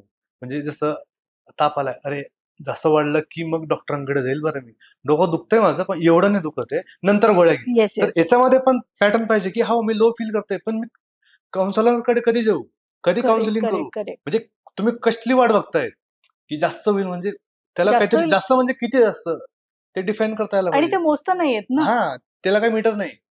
ताप तरी ते काउंट करता येईल काय झालंय, थर्मोमीटर लावून आपण चेक करणार. प्रेशर कसं काय काउंट करणार आहे, नाही करू तर मग कधी ठरवायचं की आता मला काउन्सिलिंगची गरज आहे. बरं. आता याच्यामध्ये तुम्ही जे मुद्दा म्हटला तो अगदी योग्य आहे, की मी जर मला बीपी चेक करायचा आहे, बीपीसाठी मला एक्झॅक्टली कळेल की माझं बीपी काय आहे किंवा थर्मामीटर लावलं की मला माझं तापाचं कळेल. मानसिक आरोग्याचं तसं नाही ना. मानसिक आरोग्य तुम्ही मोजू शकत नाही, नाही. की मला आता काय वाटतंय आणि किती लेव्हलपर्यंत वाटतंय. मग कधी जायचं किंवा कधी नाही जायचं हा प्रत्येकाने स्वतःचा इंडिव्हिज्युअल विचार असतो त्याचा किंवा त्याचा स्वतःचा निर्णय असतो. बरोबर. पण मला याच्यामध्ये एक सांगायचं आहे, की तुम्ही जर मान्य करा, तुम्ही जर हे ऑब्झर्व्ह केलं आणि मान्य केलं, की मला या गोष्टी वारंवार वाटतायत, ज्या मला रोजच्या रुटीनमध्ये नाही आहेत माझ्या आणि त्या निगेटिव्ह होत आहेत, त्या पॉझिटिव्ह नाही आहेत किंवा त्या मला माझ्या रोजच्या दैनंदिन जीवनामध्ये त्या मला युजफुल नाही वाटत आहेत. त्या इनफॅक्ट मला प्रेशर क्रिएट करत आहेत. ज्याच्यामुळे मला ताण येतोय, त्याच्यामुळे तो विचार केला तरी मला आता नकोसा वाटतोय. अशा गोष्टी जर वारंवार होत असतील किंवा तुमचं जेवणाची वेळ किंवा झोपण्याची वेळ चुकत असेल किंवा मला झोपच लागत नाहीये रात्री, मला भूकच लागत नाहीये, कारण भूक लागते पण मला जेवायची इच्छाच होत नाहीये, मला कोणाशी बोलायची इच्छा होत नाहीये, मला एकटं राहावंसं वाटतंय किंवा मला सगळ्यांमध्ये असल्यावरही मी लेफ्ट आउट फील करतो आहे किंवा मी सगळ्यांसोबत आहे पण मला ते इंटरॅक्शनच माझ्यासोबत होत नाही आहे. अशा खूप सगळ्या गोष्टी असतात जिथे मी उगीच चिंता करायला लागते. मग हे सगळे जे लक्षणं आहेत ते तुम्हाला सांगतात की तुम्ही आता या लेवलला आलात की तुम्ही कोणाशी तरी बोलायला पाहिजे, कोणाची तरी एक मदत घ्यायला पाहिजे आणि त्यांचा सल्ला तुम्ही घ्यायला पाहिजे. इथे तुम्हाला एक सांगते, की जर तुम्हाला त्याची पण भीती वाटत असेल की मला जाऊन नाही बोलायचंय कोणाशी, मी डिप्रेशनमध्ये आहे ना, मी नाही शाळेमध्ये सांगू शकत किंवा मी घरी पण नाही सांगू शकत. एक साधा उपाय असतो, आम्ही त्याला जर्नलिंग असं म्हणतो किंवा राईटअप. आता याच्यामध्ये काय होतं ना, की तुम्हाला वाटतंय ना, तुम्ही ॲज अ फ्रेंड म्हणून त्या डायरीला किंवा त्या पानावर जिथे कुठे लिहित आहे त्या डायरीला सांगा, की मला हे आज असं वाटतंय. त्याच्याशी इंटरॅक्ट करा, सगळं लिहून काढा. आणि तुम्हाला वाटत असेल की हे कोणी वाचेल तर तुम्ही ते फाडा आणि जाळून टाका, काही हरकत नाही. पण जेव्हा मनातल्या भावना एकदा बाहेर आल्या आणि त्या कुठेतरी प्रेझेंट झाल्या, तर त्या तुमच्या मोकळ्या होतील, कमी होतात. एक तर तुम्ही बोला मित्राशी, मैत्रिणींशी किंवा घरच्यांशी किंवा कुठल्या तरी कलिगशी बोला. खूपदा कलिग सोबत आपण घरच्या गोष्टी नाही बोलत आणि नाही बोलायला पाहिजे, कारण ते प्रोफेशनल लाईफ आणि पर्सनल लाईफ मध्ये आपण डिफरन्शिएट ठेवायलाच पाहिजे तेवढं. आणि नाही झालं ना तर हा एक सगळ्यात चांगला उपाय आहे, की तुम्हाला जर वाटत असेल की मला खूप ताण येतो आहे, मी या गोष्टीमधनं बाहेर नाही येऊ शकत आहे, पण मला बोलायचं पण नाहीये, तुम्ही सरळ त्या गोष्टी लिहून काढा. आणि लिहून काढा आणि नंतर मग त्याला काहीही करा. दुसरी गोष्ट, जर तुम्ही कागदावर पण लिहायचं नाहीये तुम्हाला, तर तुम्ही स्वतःच एक वेगळं फोल्डर करा. त्या फोल्डरमध्ये तुम्ही लिहून काढा, सगळ्या गोष्टी लिहून काढा, त्याला डिलीट करायचं डिलीट करा, पण कुठेतरी एका ठिकाणी तुमच्या सगळ्या गोष्टी त्या आल्या पाहिजे. स्वतःला ऍक्सेस असलेला एखादा ड्राईव्ह क्रिएट करून त्याच्यामध्ये लिहू शकतो. कुठेतरी लिहिल्या ना की त्या मनातल्या भावना सगळ्या बाहेर येतील आणि आपल्याला पॅटर्न लक्षात येतो. अरे हे रिपिटेटिव्ह आहे बरं का, आणि हे अननॅचरल आहे, दिस इज नॉट गुड. रोज माझ्याशी घडत नाहीये पण आज माझ्यासोबत घडतंय आणि हे माझ्यासोबत गेल्या महिन्याभरापासून घडतंय. हे पॅटर्न्स लक्षात येतात आणि मग आपल्याला आयडेंटिफिकेशन होतं की नाही काहीतरी चुकतंय. आणि त्यांना लक्षात येतं की ही घटना झाल्यावर मी लो फील करते, ही घटना झाली की मी बरं फील करते. करेक्ट. ती घटना लक्षात होते की अच्छा याला एन्काउंटर करायचं होतं, त्यामुळे मला इम्पॅक्ट होतोय. इंट्रोस्पेक्शन गरजेचं आहे. हे इंट्रोस्पेक्शन नसेल ना तर तुम्हाला कळणारच नाही. आणि तसंच जसं आपण मगाशी बोललो की ते तुम्हाला वाटत राहील की हा माझा रोजच्या जीवनाचा भाग आहे, तसं नाही ते चालत आहे आणि आयुष्यभर तेच गोष्टी घडणार आहे. आणि तुम्ही एक ऑब्झर्व पण केलं असेल किंवा स्टडी पण आपल्याला सांगते की जे लोक अशा पॅटर्न्स मधनं वारंवार जातात त्यांचं जे उतार वयातलं जे काही आजारपण असतात ते क्युरेबल नसतात. त्याला क्युअर करण्यासाठी कुठलेही मेडिकल सपोर्ट नाही होऊ शकत जेव्हा तुम्ही मेंटली स्ट्रॉंग नाही आहात. इथूनच सगळं ऑपरेट होतं. एक्झॅक्टली. मॅडम आपण बघतो की पॅरेंट्स मीटिंग असते, ठीक आहे, गावाकडे तुम्ही अटेंड नाही केली पण शहरातली पाहिली मी, म्हणजे ती वॉर रूम असतो, तो युद्धभूमी असते किंवा त्याच्यात आणि ते एखाद्या चॅनलवर जे चालतं ना डिबेट, त्यात काही फरक वाटत नाही. किंवा सेम ॲज जी सोसायटीची मीटिंग असते वर्षाची, सेम त्यांना असं वाटतं की आता शिक्षक भेटलेत, फी घेतली ना तुम्ही आमच्याकडनं, आता मी तुम्हाला बोलणार. तर हे कितपत योग्य आहे? आणि त्यात अजून जर सोबत स्टुडंट असले तर ते म्हणतात की अरे माझ्या पेरेंट्स शिक्षकांना असं बोलला बरं का, म्हणजे त्यांच्या समोर शिक्षकांची इज्जत पण राहत नाही आणि पुढे ते शिक्षकांना पाण्यातच बघतात. मग बरोबर की काय झालं की पप्पांना बोलेन मी, मग तुम्ही लाईक दॅट. तर कंप्लेंट असतील तर ते सेपरेट आउट करून डिस्कशन व्हायला पाहिजे, स्टुडंट समोर नको, असं मला वाटतं. तर बरोबर. ते पेरेंट्स मीटिंग कशी व्हायला पाहिजे? बरं, याच्यामध्ये ना दोन्ही बाजू आपण बोलूयात. हो, तुमचं म्हणणं बरोबर आहे. खूपदा असं होतं शाळांमध्ये, कॉलेजेसमध्ये. आता कॉलेजमध्ये तेवढं नाही राहिलंय, पण शाळांमध्ये तरी ह्या गोष्टी बघायला मिळतात, की पॅरेंट्स टीचर मीटिंग म्हटलं, की त्या दिवशी सगळेजण वेगळ्या झोनमध्ये असतात. मेंटली, फिजिकली सगळ्याच बाबतीमध्ये. वर्ग छान तयार केले जातात. छान फील गुड व्हावं असं सगळं त्यांची अपेक्षा असते. विद्यार्थ्यांचे रिझल्ट सगळे दाखवले जातात. इथे टीचरचा वेगळा अँगल असतो. या पेरेंट्स मीटिंगकडे बघण्याचा, आणि पालकांचा हा वेगळा अँगल असतो. टीचरला काय वाटतं, की मला आता ही वेळ आहे ना, या वेळेमध्ये कोणीतरी मला चुकीचं काही बोलू नये किंवा मला ब्लेम करू नये, किंवा माझ्या एखाद्या पाल्याला किंवा एखाद्या स्टुडंटला जर कमी मार्क मिळाले असतील तर पॅरेंटनी येऊन मला रागवू नये किंवा मला ब्लेम करू नये विद्यार्थ्यांसमोर. जसं तुम्ही म्हणालात, विद्यार्थ्यांसमोर मला ब्लेम करू नये, ही त्यांच्यामध्ये भीती असते, दडपण असते त्याचं. त्याच्यामुळे कदाचित तो वॉर हा शब्द त्याच्या मागे येत असेल. पण पॅरेंटला काय वाटतं, की मला काय होतं ना, की पॅरेंटला दुसरा चान्सच नाहीये पॅरेंटला टीचर्सला भेटायचा. ही फक्त एकमेव जागा आहे जिथे टीचर पॅरेंटशी इंटरॅक्ट करू शकतात, आणि पॅरेंट्स आपल्या सगळ्या ज्या भावना असतात किंवा मुलाच्या प्रोग्रेस बद्दल जेवढे काही कन्सर्न असतात त्या क्षणाला ते लोक ते विचारू शकतात. अदरवाईज तुम्हाला एक्सेसच नाही ना.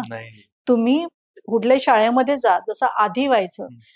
माझ्या लहानपणी पण मला आठवतं, किंवा तुम्ही आता जसं सांगितलं, तुमचे बाबा पण टीचर होते किंवा माझ्या पण फॅमिलीमध्ये टीचर आहेत, तर मलाही हे आठवतं, की जेव्हा आमच्या लहानपणी जर कुठले टीचर असं दिसले, की आम्ही सगळ्यात पहिले तर मागे लपायचो. खेळताना सुद्धा पडून जायचं. खेळताना सुद्धा पळून जायचो, की नाही बाबा, टीचरचा तो एक ऑरा असायचा किंवा एक त्यांच्याबद्दलची रिस्पेक्ट असायची, आदरयुक्त भीती असायची, त्याच्यामुळे आपण निघून जायचो. आणि तेव्हा लोक टीचर घरी अवेलेबल राहायचे, ऍक्सेसिबल आहे, कधीही आमच्या घरी, आणि हे असं झालंय, बस. आणि ते कधीही मोकळेपणाने सगळ्या गोष्टी सांगू शकायचे, आणि कुठे दिसले तर आपण त्याच्याबद्दल तो रिस्पेक्ट असायचा. पण आपले पॅरेंट्स सुद्धा त्यांना हक्काने काय सांगायचे, हा मुलगा तुमचा आहे, बरं, तुमचा मुलगा समजून तुम्ही याला काय घडवायचं ते घडवा, तुम्हाला रागवायचंय का, मारायचंय का, तुम्ही ठरवा आणि तुम्ही करा. ही पूर्ण अथॉरिटी टीचरला दिली जायची. आता मारणं हा वेगळ्या गोष्टी, कारण मारणं हा गुन्हाच समजला जातो, त्याच्यामुळे तो तर कोणी करूच शकत नाही. पण याच्यामध्ये जर टीचर आणि पॅरेंट मीटिंग जेव्हा आपण म्हणतो, तेव्हा ही एकमेव जागा आहे. सगळ्यांनी मान्य करायला पाहिजे सगळ्यात पहिले, की ही एकमेव जागा आहे जिथे पॅरेंट आणि टीचरचं इंटरॅक्शन व्हायला पाहिजे, आणि हेल्दी इंटरॅक्शन व्हायला पाहिजे. ही सोय याच्यासाठी केली गेलेली आहे, की जिथे मला ऍज अ टीचर म्हणून मी माझ्या विद्यार्थ्यांचं काय प्रोग्रेस आहे, त्याच्यामध्ये मी काय काय एफर्ट केलेले आहेत, आणि ते मी मुलांपर्यंत पोहोचून त्यांना पुढे कसं नेलेलं आहे, तर याच्यामध्ये मी काही उणीवा ठेवलेल्या आहेत का, किंवा काही गोष्टी माझ्याकडनं राहिल्या आहेत का, ज्या मला पॅरेंटच्या मदतीने पुढे घेऊन जाता येतील. किंवा पेरेंटला पण जर वाटत असेल, की माझ्या या सगळ्या गोष्टी मुलगा तर छान करतोय, पण या गोष्टीमध्ये मुलगा कमी पडतोय, तर मला हे टीचर पर्यंत पोहोचवण्याची एक माध्यम किंवा एक जागा आहे, जिथे मी टीचर सोबत ऑनेस्टली सगळ्या गोष्टी बोलल्या जाऊ शकतात. ही ती जागा असते, त्याच्यामुळे त्या जागेकडे बघण्याचा दृष्टिकोन चेंज झालाय. आधी याचा उद्देश वेगळा होता. आता त्याचा उद्देश असा आहे, की मी तुला ब्लेम करणार आणि तू मला ब्लेम करणार. इथे आयडेंटिफिकेशन क्रायसिस येतात सरळ. मी सिद्ध करते आहे, की मी शाळेमध्ये जे आहे ते खूप छान आहे ऍज अ टीचर, आणि ब्लेम करणार पॅरेंटवर, आणि पॅरेंट ब्लेम करणार शाळेवर. तर ह्या गोष्टी नको व्हायला. याच्यामध्ये काय होतं ना, की टीचरला आणि पॅरेंटला जर दोघांनी एकत्र येऊन जर ठरवलं, की मला विद्यार्थ्याच्या प्रगतीसाठी किंवा पाल्याच्या प्रगतीसाठी या गोष्टी करायच्या आहेत, तर त्या म्युच्युअली व्हायला पाहिजे. तर तुम्ही मांडलेला मुद्दा अगदी योग्य होता. खूपदा काय करतात पालक, विद्यार्थ्यांसमोर शिक्षकांना उलटं बोलतात. तर त्याच्यामुळे शिक्षकांविषयीचा जो आदर असतो विद्यार्थ्यांच्या मनामध्ये, तो थोडासा डामाडोल होतो, आणि त्यांना असं वाटायला लागतं, की माझे पेरेंट्स जर बोलू शकतात तर मी तर बोलायला मोकळाच आहे. किंवा मग खूपदा असं पण होतं, की टीचरनी काही म्हटलं की लगेच घरी जाऊन सांगायचं, की मला आज टीचर असं बोलले. त्याच्या मागचा उद्देश पण चांगला असतो. असं म्हणजे प्रत्येक वेळेस काही टीचर तुम्हाला टार्गेट करून कोणी रागवत नाही, पण खूपदा याला गैर दृष्टीने बघितलं जातं. आता पॅरेंट्स जेव्हा येतात तेव्हा काहीतरी ते फीडबॅक देतात. कधी कठोर असतात, कधी अप्रिशिएट पण करतात. पण जे कठोर असतात, निगेटिव्ह फीडबॅक, त्याला शिक्षकांनी कसं घेतलं पाहिजे? बरं.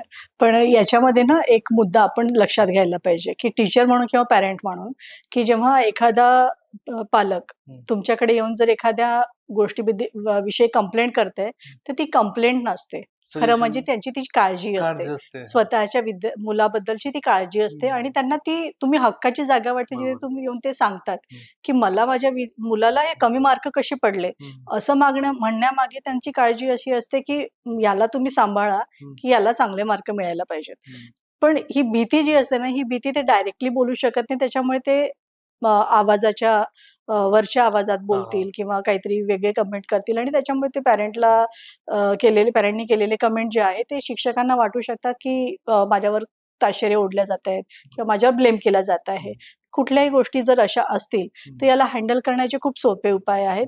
पहिली गोष्ट तर तुम्ही मान्य करा टीचर्सनी, की हो माझ्याकडनं म्हणजे तुम्हाला जो मुद्दा सांगायचा आहे पॅरेंटला, तो मला कळला.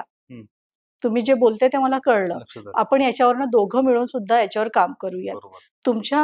आपल्या पुढल्या मीटिंगमध्ये मी ह्या गोष्टीला एक प्रॉपर सोल्युशन मिळेल या पद्धतीने मी याला हँडल करते.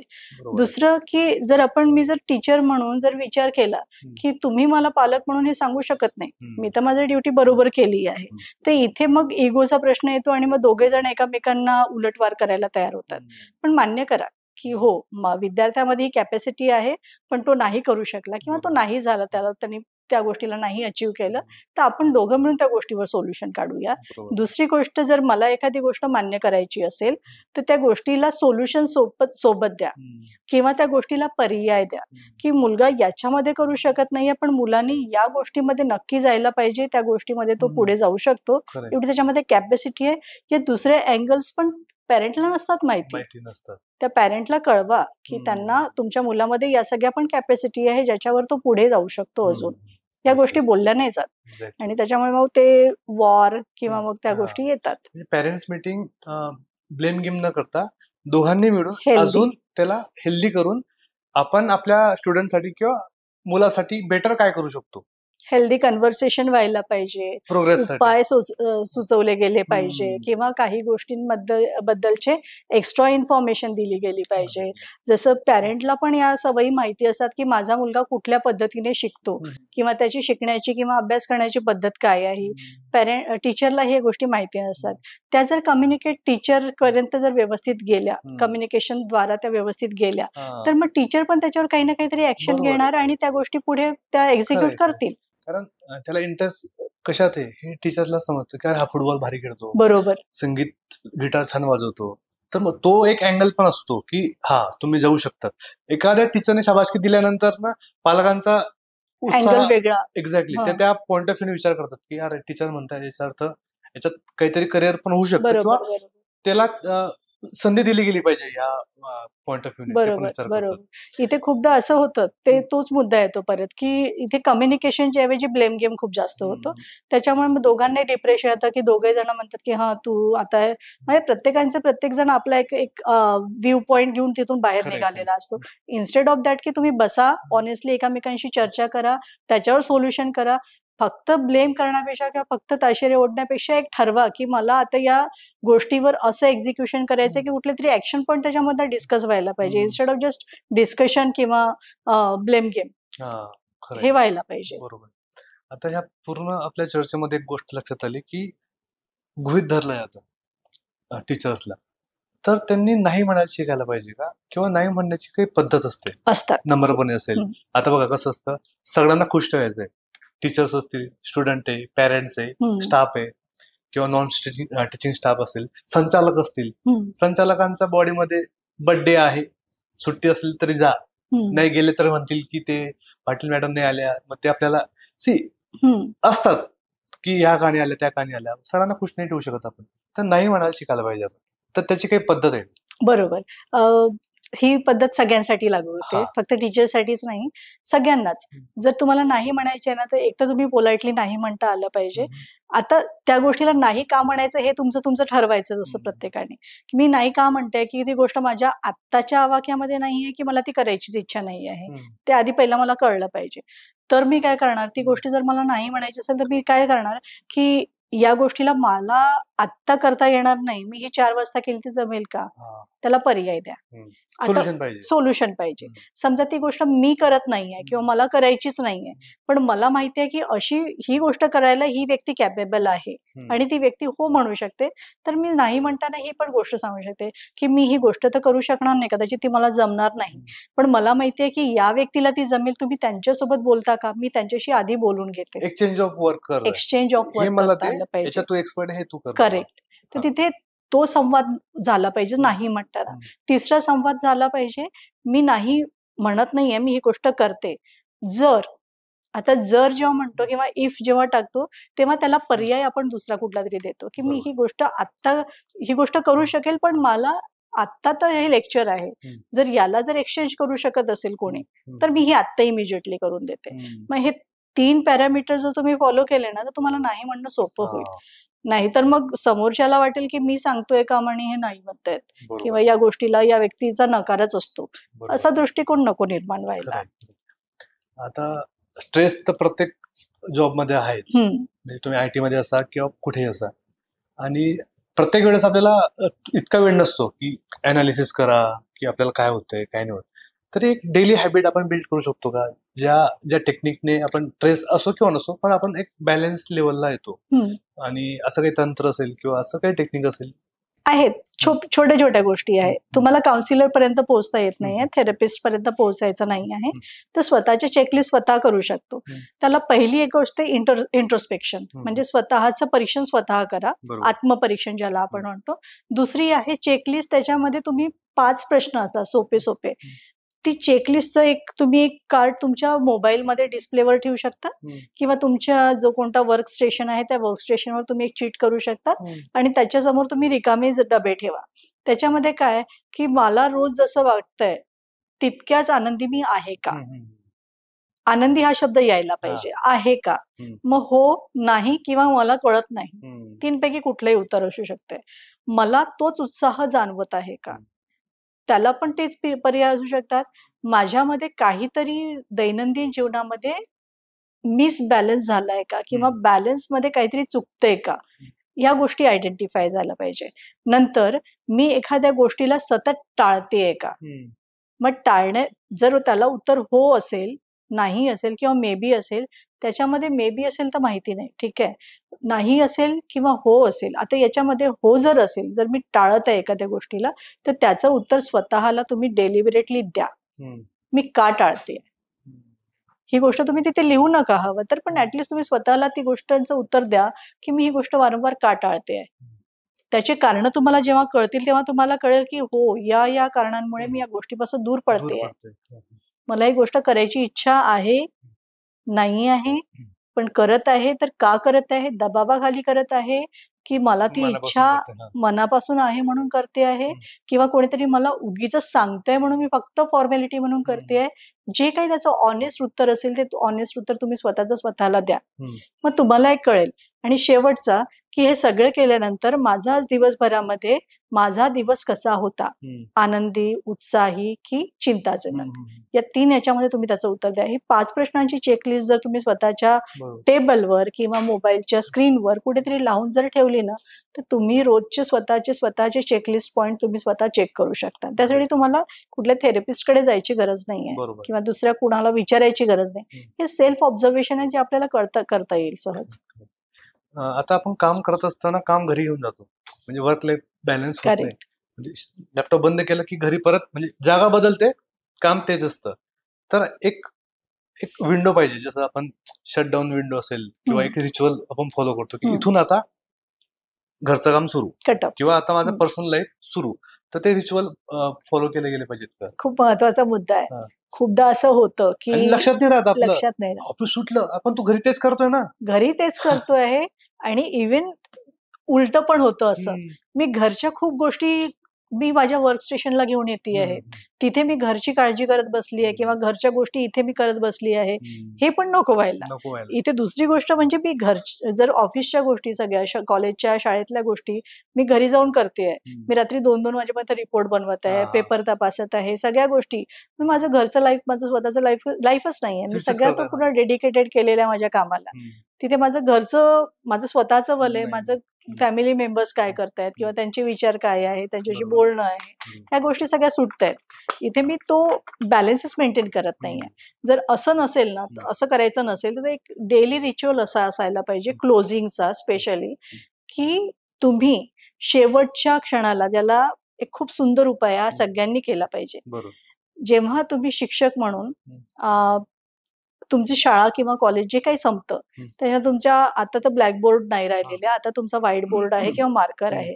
मार्कर, डस्टर, तुमचं अटेंडन्स रजिस्टर किंवा तुमचा लॅपटॉप किंवा जे काही तुमचे नोट्स आहे ते तुम्ही तुमच्या टेबलवर मांडा. फक्त 2 मिनिटं त्या सगळ्या गोष्टींकडे शांतपणे फक्त बघा. तुम्हाला रोज हे रिअलायझेशन होईल, हे सगळ्यांसाठी आहे, रोज हे रिअलायझेशन होईल की या गोष्टींमधनं मी रोज जगती आहे, या गोष्टींसोबत जगते आणि या रोज गोष्टी मला करायच्या आहेत.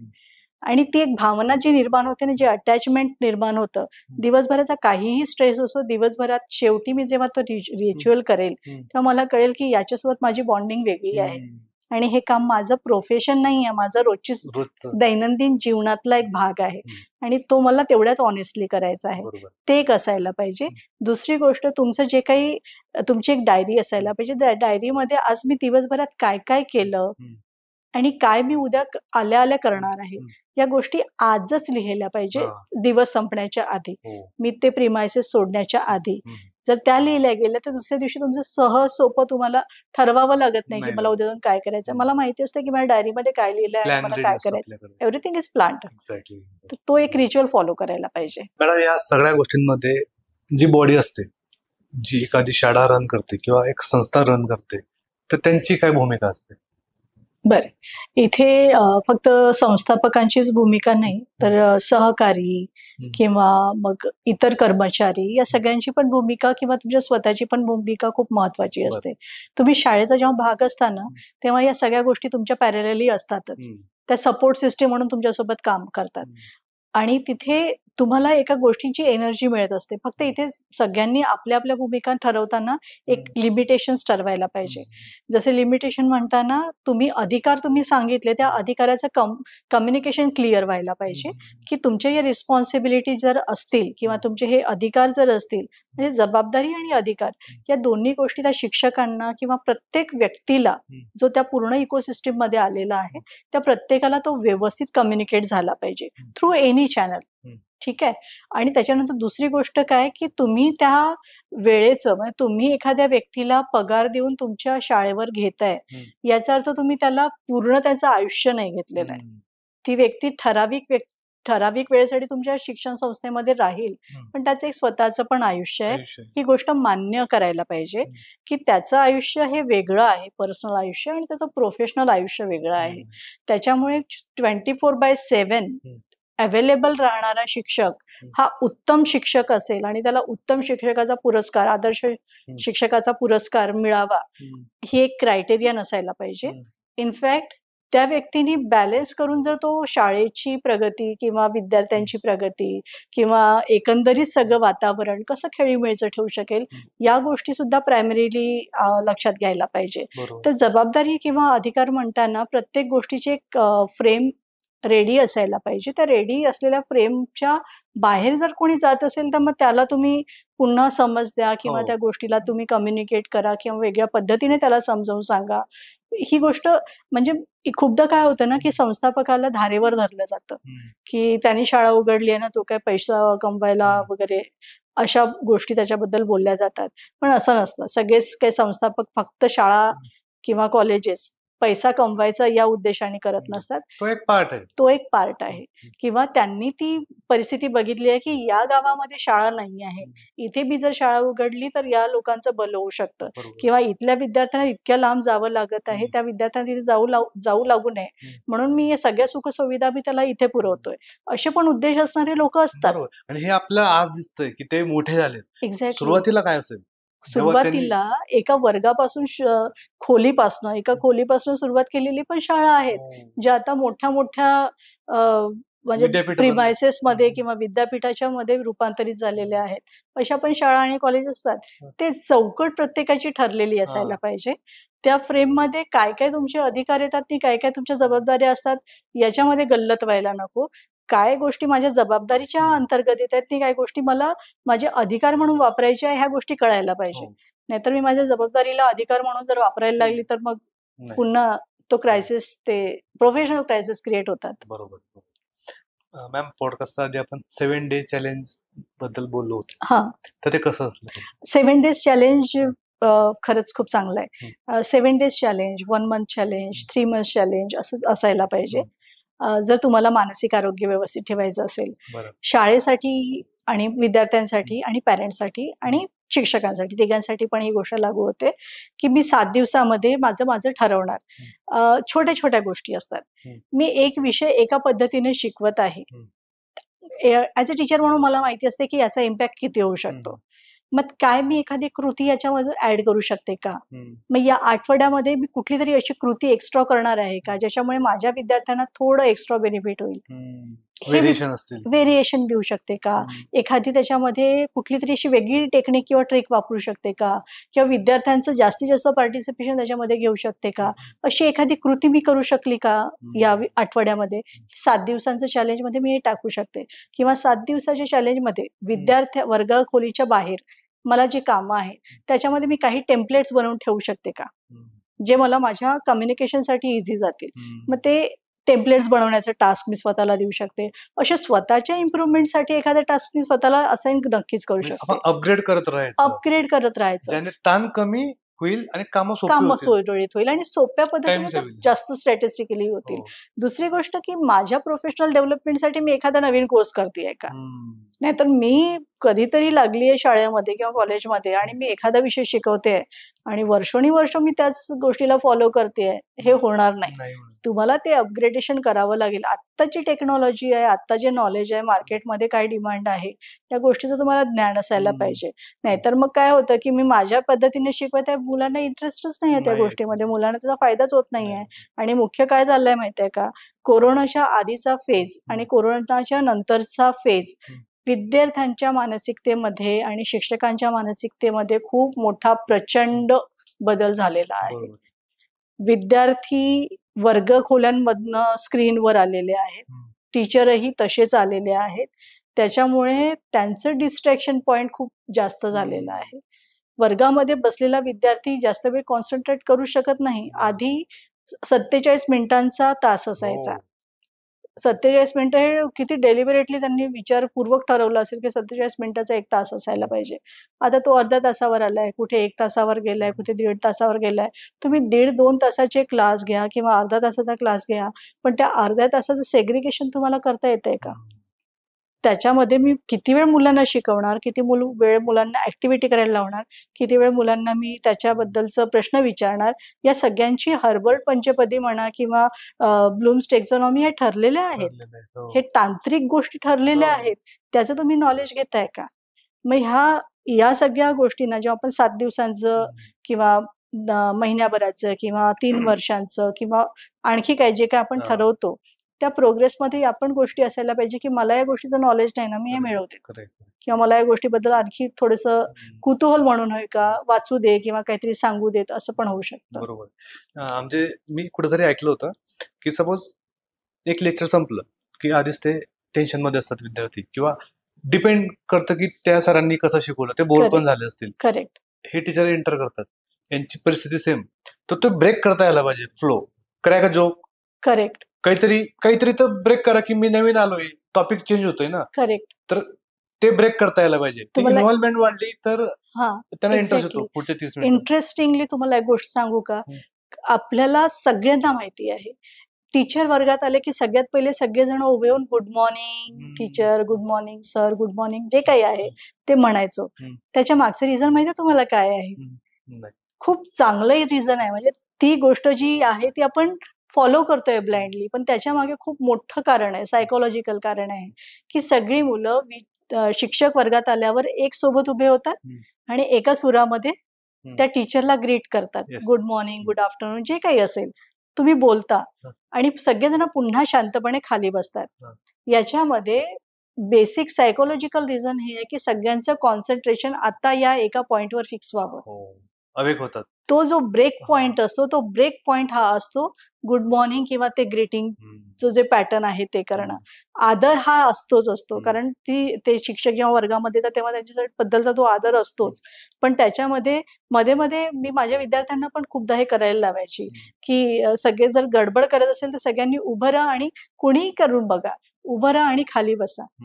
सगळ्यांना वाटतं की उभं का केलंय, सगळ्यांचं लक्ष इकडेच आणि खाली बसल्यानंतर त्यांना कळतं की हा मला इथे लक्ष द्यायचं आहे. ही गोष्ट करून बघायला हरकत नाही. किती छोटीशी ऍक्टिव्हिटी आहे सिंपल आणि त्याच्यामध्ये सायकोलॉजिकली खूप मोठा परिणाम होतो याचा. मॅडम आपण खूप चर्चा केल्यात, पण तरी माझ्या मनात असं वाटतं की आता तुमच्या मते शाळा कशी असायला पाहिजे? खूप छान. शाळेचं तर खूप खूप स्वप्न असतात प्रत्येकाचे वेगवेगळे. सुको कुरियो नागी यांनी लिहिलेलं एक तोत्तोचान नावाचं पुस्तक आहे. हे पुस्तक प्रत्येकाने वाचावं असं आहे. फक्त शिक्षकांनीच वाचू नये तर आपल्या पालकांनी पण वाचायलाच पाहिजे, प्रत्येकाने वाचायला पाहिजे. सुंदर गोष्टीचं पुस्तक असल्यासारखं पुस्तक आहे, पण खऱ्या जीवनावर आधारित आहे. तोत्तोचान नावाची एक छोटी मुलगी असते, ज्या मुलीला शाळेच्या प्राथमिक शाळेमध्येच तिला शाळेतून बाहेर काढलं जातं, कारण सोपे असतात, अगदी छोटे आणि क्षुल्लक असतात. ती वर्गामध्ये सगळीकडे फिरते किंवा खिडकीतनं बाहेर बघत असते. या छोट्या छोट्या शिस्तीवर परिणाम करणाऱ्या गोष्टी त्यांना वाटतात आणि शाळेमधनं तिला बाहेर काढलं जातं. तिची आई तिला एका शाळेमध्ये घेऊन जाते. एक तोमोई नावाची शाळा असते, तर तोमोई नावाच्या शाळेमध्ये तिला ऍडमिशन दिलं जातं आणि ती शाळा प्रथम दर्शनी बघितली तर रेल्वेचे जे डबे असतात त्या डब्यांमध्ये बनवलेली ती शाळा असते. त्या शाळेमध्ये 50च विद्यार्थी असतात. त्याचे जे प्रिन्सिपल असतात ते प्रिन्सिपल ते प्रत्येक डब्याला एका वेगळ्या पद्धतीने सजवतात. त्याच्यामधनं प्रॅक्टिकली मुलांना खूप ज्ञान त्यांना मिळतं. प्रत्येक गोष्टी स्वतः करून बघण्याचं कुतूहल त्या मुलांमध्ये निर्माण होतं. पण एवढं सगळं करूनही त्यांच्यामधलं शिस्त कुठे जात नाही, ते अनुशासन कुठे जात नाही. ते मुलं सेल्फ मोटिवेटेड असतात आणि सगळ्या गोष्टी करतात. या सगळ्या शाळेचं जे काही प्रवास असतो ते पूर्ण या पुस्तकामध्ये मांडलेलं आहे आणि हे पुस्तक प्रत्येकाने वाचावं. इतकं सुंदर आणि गोड पुस्तक आहे. या पुस्तकाचं म्हणजे या कथेचं पुढे असं होतं की जेव्हा दुसरं महायुद्ध झालं त्याच्यामध्ये टोकियोवर तो जो बॉम्ब हल्ला होतो त्याच्यामुळे ती शाळा उद्ध्वस्त होते. पण 50 वर्षानंतर जेव्हा लेखिका या पुस्तकाबद्दल किंवा तिच्या अनुभवांबद्दल सांगते तेव्हा त्याच्यामध्ये ते 50 विद्यार्थी आता कुठल्या कुठल्या मोठ्या पोझिशनवर आहेत त्या सगळ्यांचा आढावा ती त्या पुस्तकामध्ये देत असते. तर इतकं सुंदर ते पुस्तक आहे. ते तोत्तोचान नावाच्या कॅरेक्टरवरून लेखकाने हे जे पुस्तक मांडलंय त्याच्याबद्दल प्रत्येकाने वाचावं आणि तुम्हाला कळेल की तुमची शाळा कशी पाहिजे, शाळा कशी असावी, शाळेचं वातावरण कसं असावं आणि त्याचं रूपांतर कसं व्हावं. म्हणजे आणि शाळेच्या आठवणी सुद्धा येतील, शाळेच्या आठवणी येतील. तर ज्यांना कोणाला पुस्तक पाहिजे असेल आपण लिंक वगैरे त्यांना देऊ शकतो डिस्क्रिप्शन बॉक्समध्ये. मॅडम आजच्या पॉडकास्ट मधून मला 2 गोष्टी शिकायला मिळाल्या की आपण आज खूप गंभीर विषयांवर चर्चा केली आणि दुसरी गोष्ट म्हणजे शाळेच्या काही आठवणी मला परत त्याचा ताज्या झाल्या. खरंच कसं व्हायचं आणि कसं आता कसं होतंय, म्हणजे मी डिफरन्शिएट करू शकतो की मी 90s किड आहे तर आता आणि तेव्हाच्या गोष्टी. तर ह्या पॉडकास्ट मधून खरंच वाटतं की त्यांनी या गोष्टी फॉलो करायला पाहिजे, कारण की त्यांना व्यक्त व्हायला जागाच नाही. जसं कधीतरी हेल्थ कॅम्प पण असतात शाळेत, फक्त स्टुडंटसाठी असतात, तर त्यांनी असं काहीतरी कॅम्पेन करायला पाहिजे की ऍटलिस्ट टीचरसाठी असेल किंवा एखादी स्पर्धा टीचरसाठी असेल किंवा मग जसं पॅरेंट्स मीट असेल तर अशी एक मीटिंग फक्त पॅरेंट्स आणि टीचरची पाहिजे, ज्यात स्टुडंट नसतील, की त्यांना अजून काहीतरी बेटर कम्युनिकेशन करता येईल, असं काहीतरी करता यायला पाहिजे. तर आय होप लोकांना आवडेल हा एपिसोड आणि शिक्षकांना आवडेल आणि खास करून मी माझ्या बाबांना दाखवणार. त्यांना जास्त रिलेट होईल की आपल्याला वाटतं की त्यांचा जॉब सोपा आहे, 7ला जातात 12ला येतात, पण इन बिटवीन त्यांचं चालूच असतं निकाल तयार करा, कारकुनी अति प्रमाणात ते काम करतात. आणि तुम्ही जो सजेशन दिले ते सजेशन अगदी हमखास प्रत्येक शाळेने आणि कुठल्याही शिक्षण संस्थेने करायलाच पाहिजे की मानसिक आरोग्यासाठी शिक्षकांच्या एक कुठला तरी एक स्वतःचा एक एक असं तास असायला पाहिजे त्याच्यावरून ते काहीही बोलू शकतील, खरंय. स्वतःच्या गोष्टी सगळ्या मोकळेपणाने मांडू अगदी शकतील, अगदी असं असायलाच पाहिजे. ते ऍक्टिव्हिटी करण्याची गरज आता आहे. ते मशीन नाही आहेत ना. मशीन नाही आहे. म्हणजे सगळं आपण इम्प्रूव्ह करतोय, इन्फ्रा लेवलला इम्प्रूव्ह करतोय, बरोबर. AI आणतोय, हेल्थ करतोय. सगळे हाडामासाचे शिक्षक आहेत आणि खूपदा काय होतं ना, की तुम्ही शाळेमध्ये किंवा एखाद्या शिक्षकाच्या पर्सनल आयुष्यामध्ये काही झालं असेल, पण शिक्षकामध्ये हा एक गुण खूप चांगला असतो, हो. की तो सगळं बाहेर ठेवून वर्गामध्ये प्रवेश हो. करतो. मी एक केस अशी पण बघितली, की मी एका मॅडमला बघितलं, त्यांचं येता शाळेत येता ॲक्सिडेंट झाला. फार लागलं नव्हतं, पण खरचटलं इतकं होतं, की त्यातनं रक्त यायला लागलं होतं. आणि त्या तरी पण वर्गामध्ये आला, शाळेमध्ये आल्या, वर्गामध्ये गेल्या, शिकवलं, सगळं केलं. त्यांना सगळ्यांनी विचारलं, की तुम्ही घरी का नाही गेला? त्यांनी जे 2-3 कारणं दिली ते शॉकिंग होते. त्यांनी पहिलं कारण दिलं, की नाही मला फार लागलं नाहीये, मी घरी गेली असती तर मला पुन्हा म्हणजे तेवढा त्रास झालाच असता. मी इथे येऊन आहे, तर इथे येऊन मला कमीत कमी माझं अब्सेंटी लागणार नाही, बापरे. किंवा मला इथे बसल्यानंतर ऍटलिस्ट मी उठत बसत काहीतरी शिकवू शकेल. मी विद्यार्थ्यांचं नुकसान होऊ द्यायचं नाही आहे. उदात्त हेतू होता, पण काही शिक्षक स्वतःच्या शरीराच्या दुखण्याकडे पण दुर्लक्ष करतात. खरंय, खरंय. इथपर्यंत लेवलचं त्यांचं डेडिकेशन असतं. खरंय, अगदी, अगदी. आणि ते मी पाहिलंय ते खूप. हो ना. आणि कॉर्पोरेटमध्ये आपण स्ट्रेस मॅनेजमेंट शिकवतो, वर्कशॉप घेतो किंवा 1 तास असं असतो की ते जस्ट योगा करतील असतं, Yes. सेशन आपण घेतो. मॅडम आपण बघतो की कॉर्पोरेटमध्ये आता स्ट्रेस मॅनेजमेंट शिकवलं जातं, ठीक आहे. असं वाटतं की त्यांना स्ट्रेस आहे, असतो, प्रत्येकाला असतो. किंवा सेशन्स घेतले जातात मध्ये 20-30 मिनिटाचे, की बाबा आता स्ट्रेचिंग करा, ब्रीथ इन ब्रीथ आउट जे काय असेल ते करा, योगा वगैरे केले जातात, ठीक आहे. पण शिक्षकांसाठी काहीच केलं जात नाही. ते पण ऍक्टिव्हिटी नसतात. ऍक्टिव्हिटीज असतात किंवा मग गृहीत धरलं जातं का असं. पण हे ऍक्टिव्हिटी छोट्या असतात, म्हणजे साधारण 15 मिनिटं 10 मिनिटं त्या केलं तरी त्यांचा तणाव कमी होऊ शकतो, असं तरी मला वाटतं. बरोबर. तर ते करायला पाहिजे. करायलाच पाहिजे. आता जसं आपण मी पाहिलं IT मध्ये करतात, तर मी मग ITच काय कुठल्याही ठिकाणी प्रत्येक ऑफिसमध्ये होतच. इव्हन कोणाचंही ऑफिस असेल, तुम्ही कुठल्या ना कुठल्या माध्यमातून त्यांना एंटरटेनमेंट ते आपण बघतो पण आजकाल. शिक्षकांसाठी असं वेगळं मी अजून बघितलेलं नाही, की त्यांच्यासाठी कुठल्या तरी स्पेसिफिकली ऍक्टिव्हिटी केल्या जातात. पण काही शाळा डेलिबरेटली या गोष्टी करतात.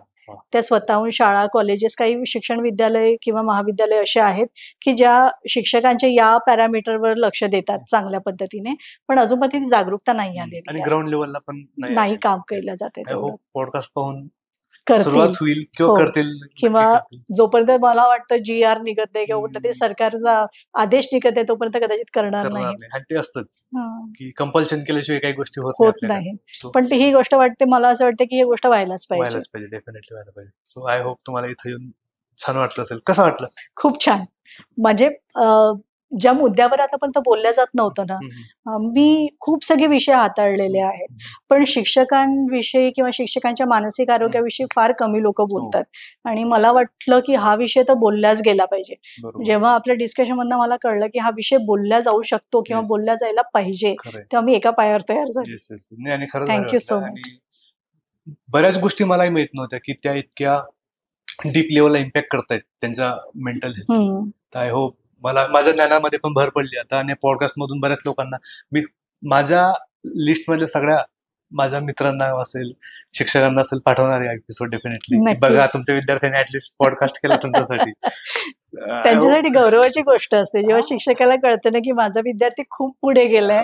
ही सगळ्यात मोठं त्यांच्यासाठी मानपत्र असतं. हा, एक्झॅक्टली. आणि ऍटलीस्ट माझा प्रॉब्लेम कोणतरी बोलतंय, बरोबर, त्यांना बरं वाटेल ना, बरं की वाटेल. हा आपली जाणीव आहे, विसरले नाहीत, विसरले नाहीत. त्याच्याबद्दलची जागरूकता आता निर्माण होते आहे. बोलतायत लोक. बरोबर. आय होप प्रेक्षकांना सुद्धा हा एपिसोड आवडला असेल. Thank you so much for watching this video guys. Like करा, शेअर करा, सबस्क्राईब करायला विसरू नका. Thank you so much.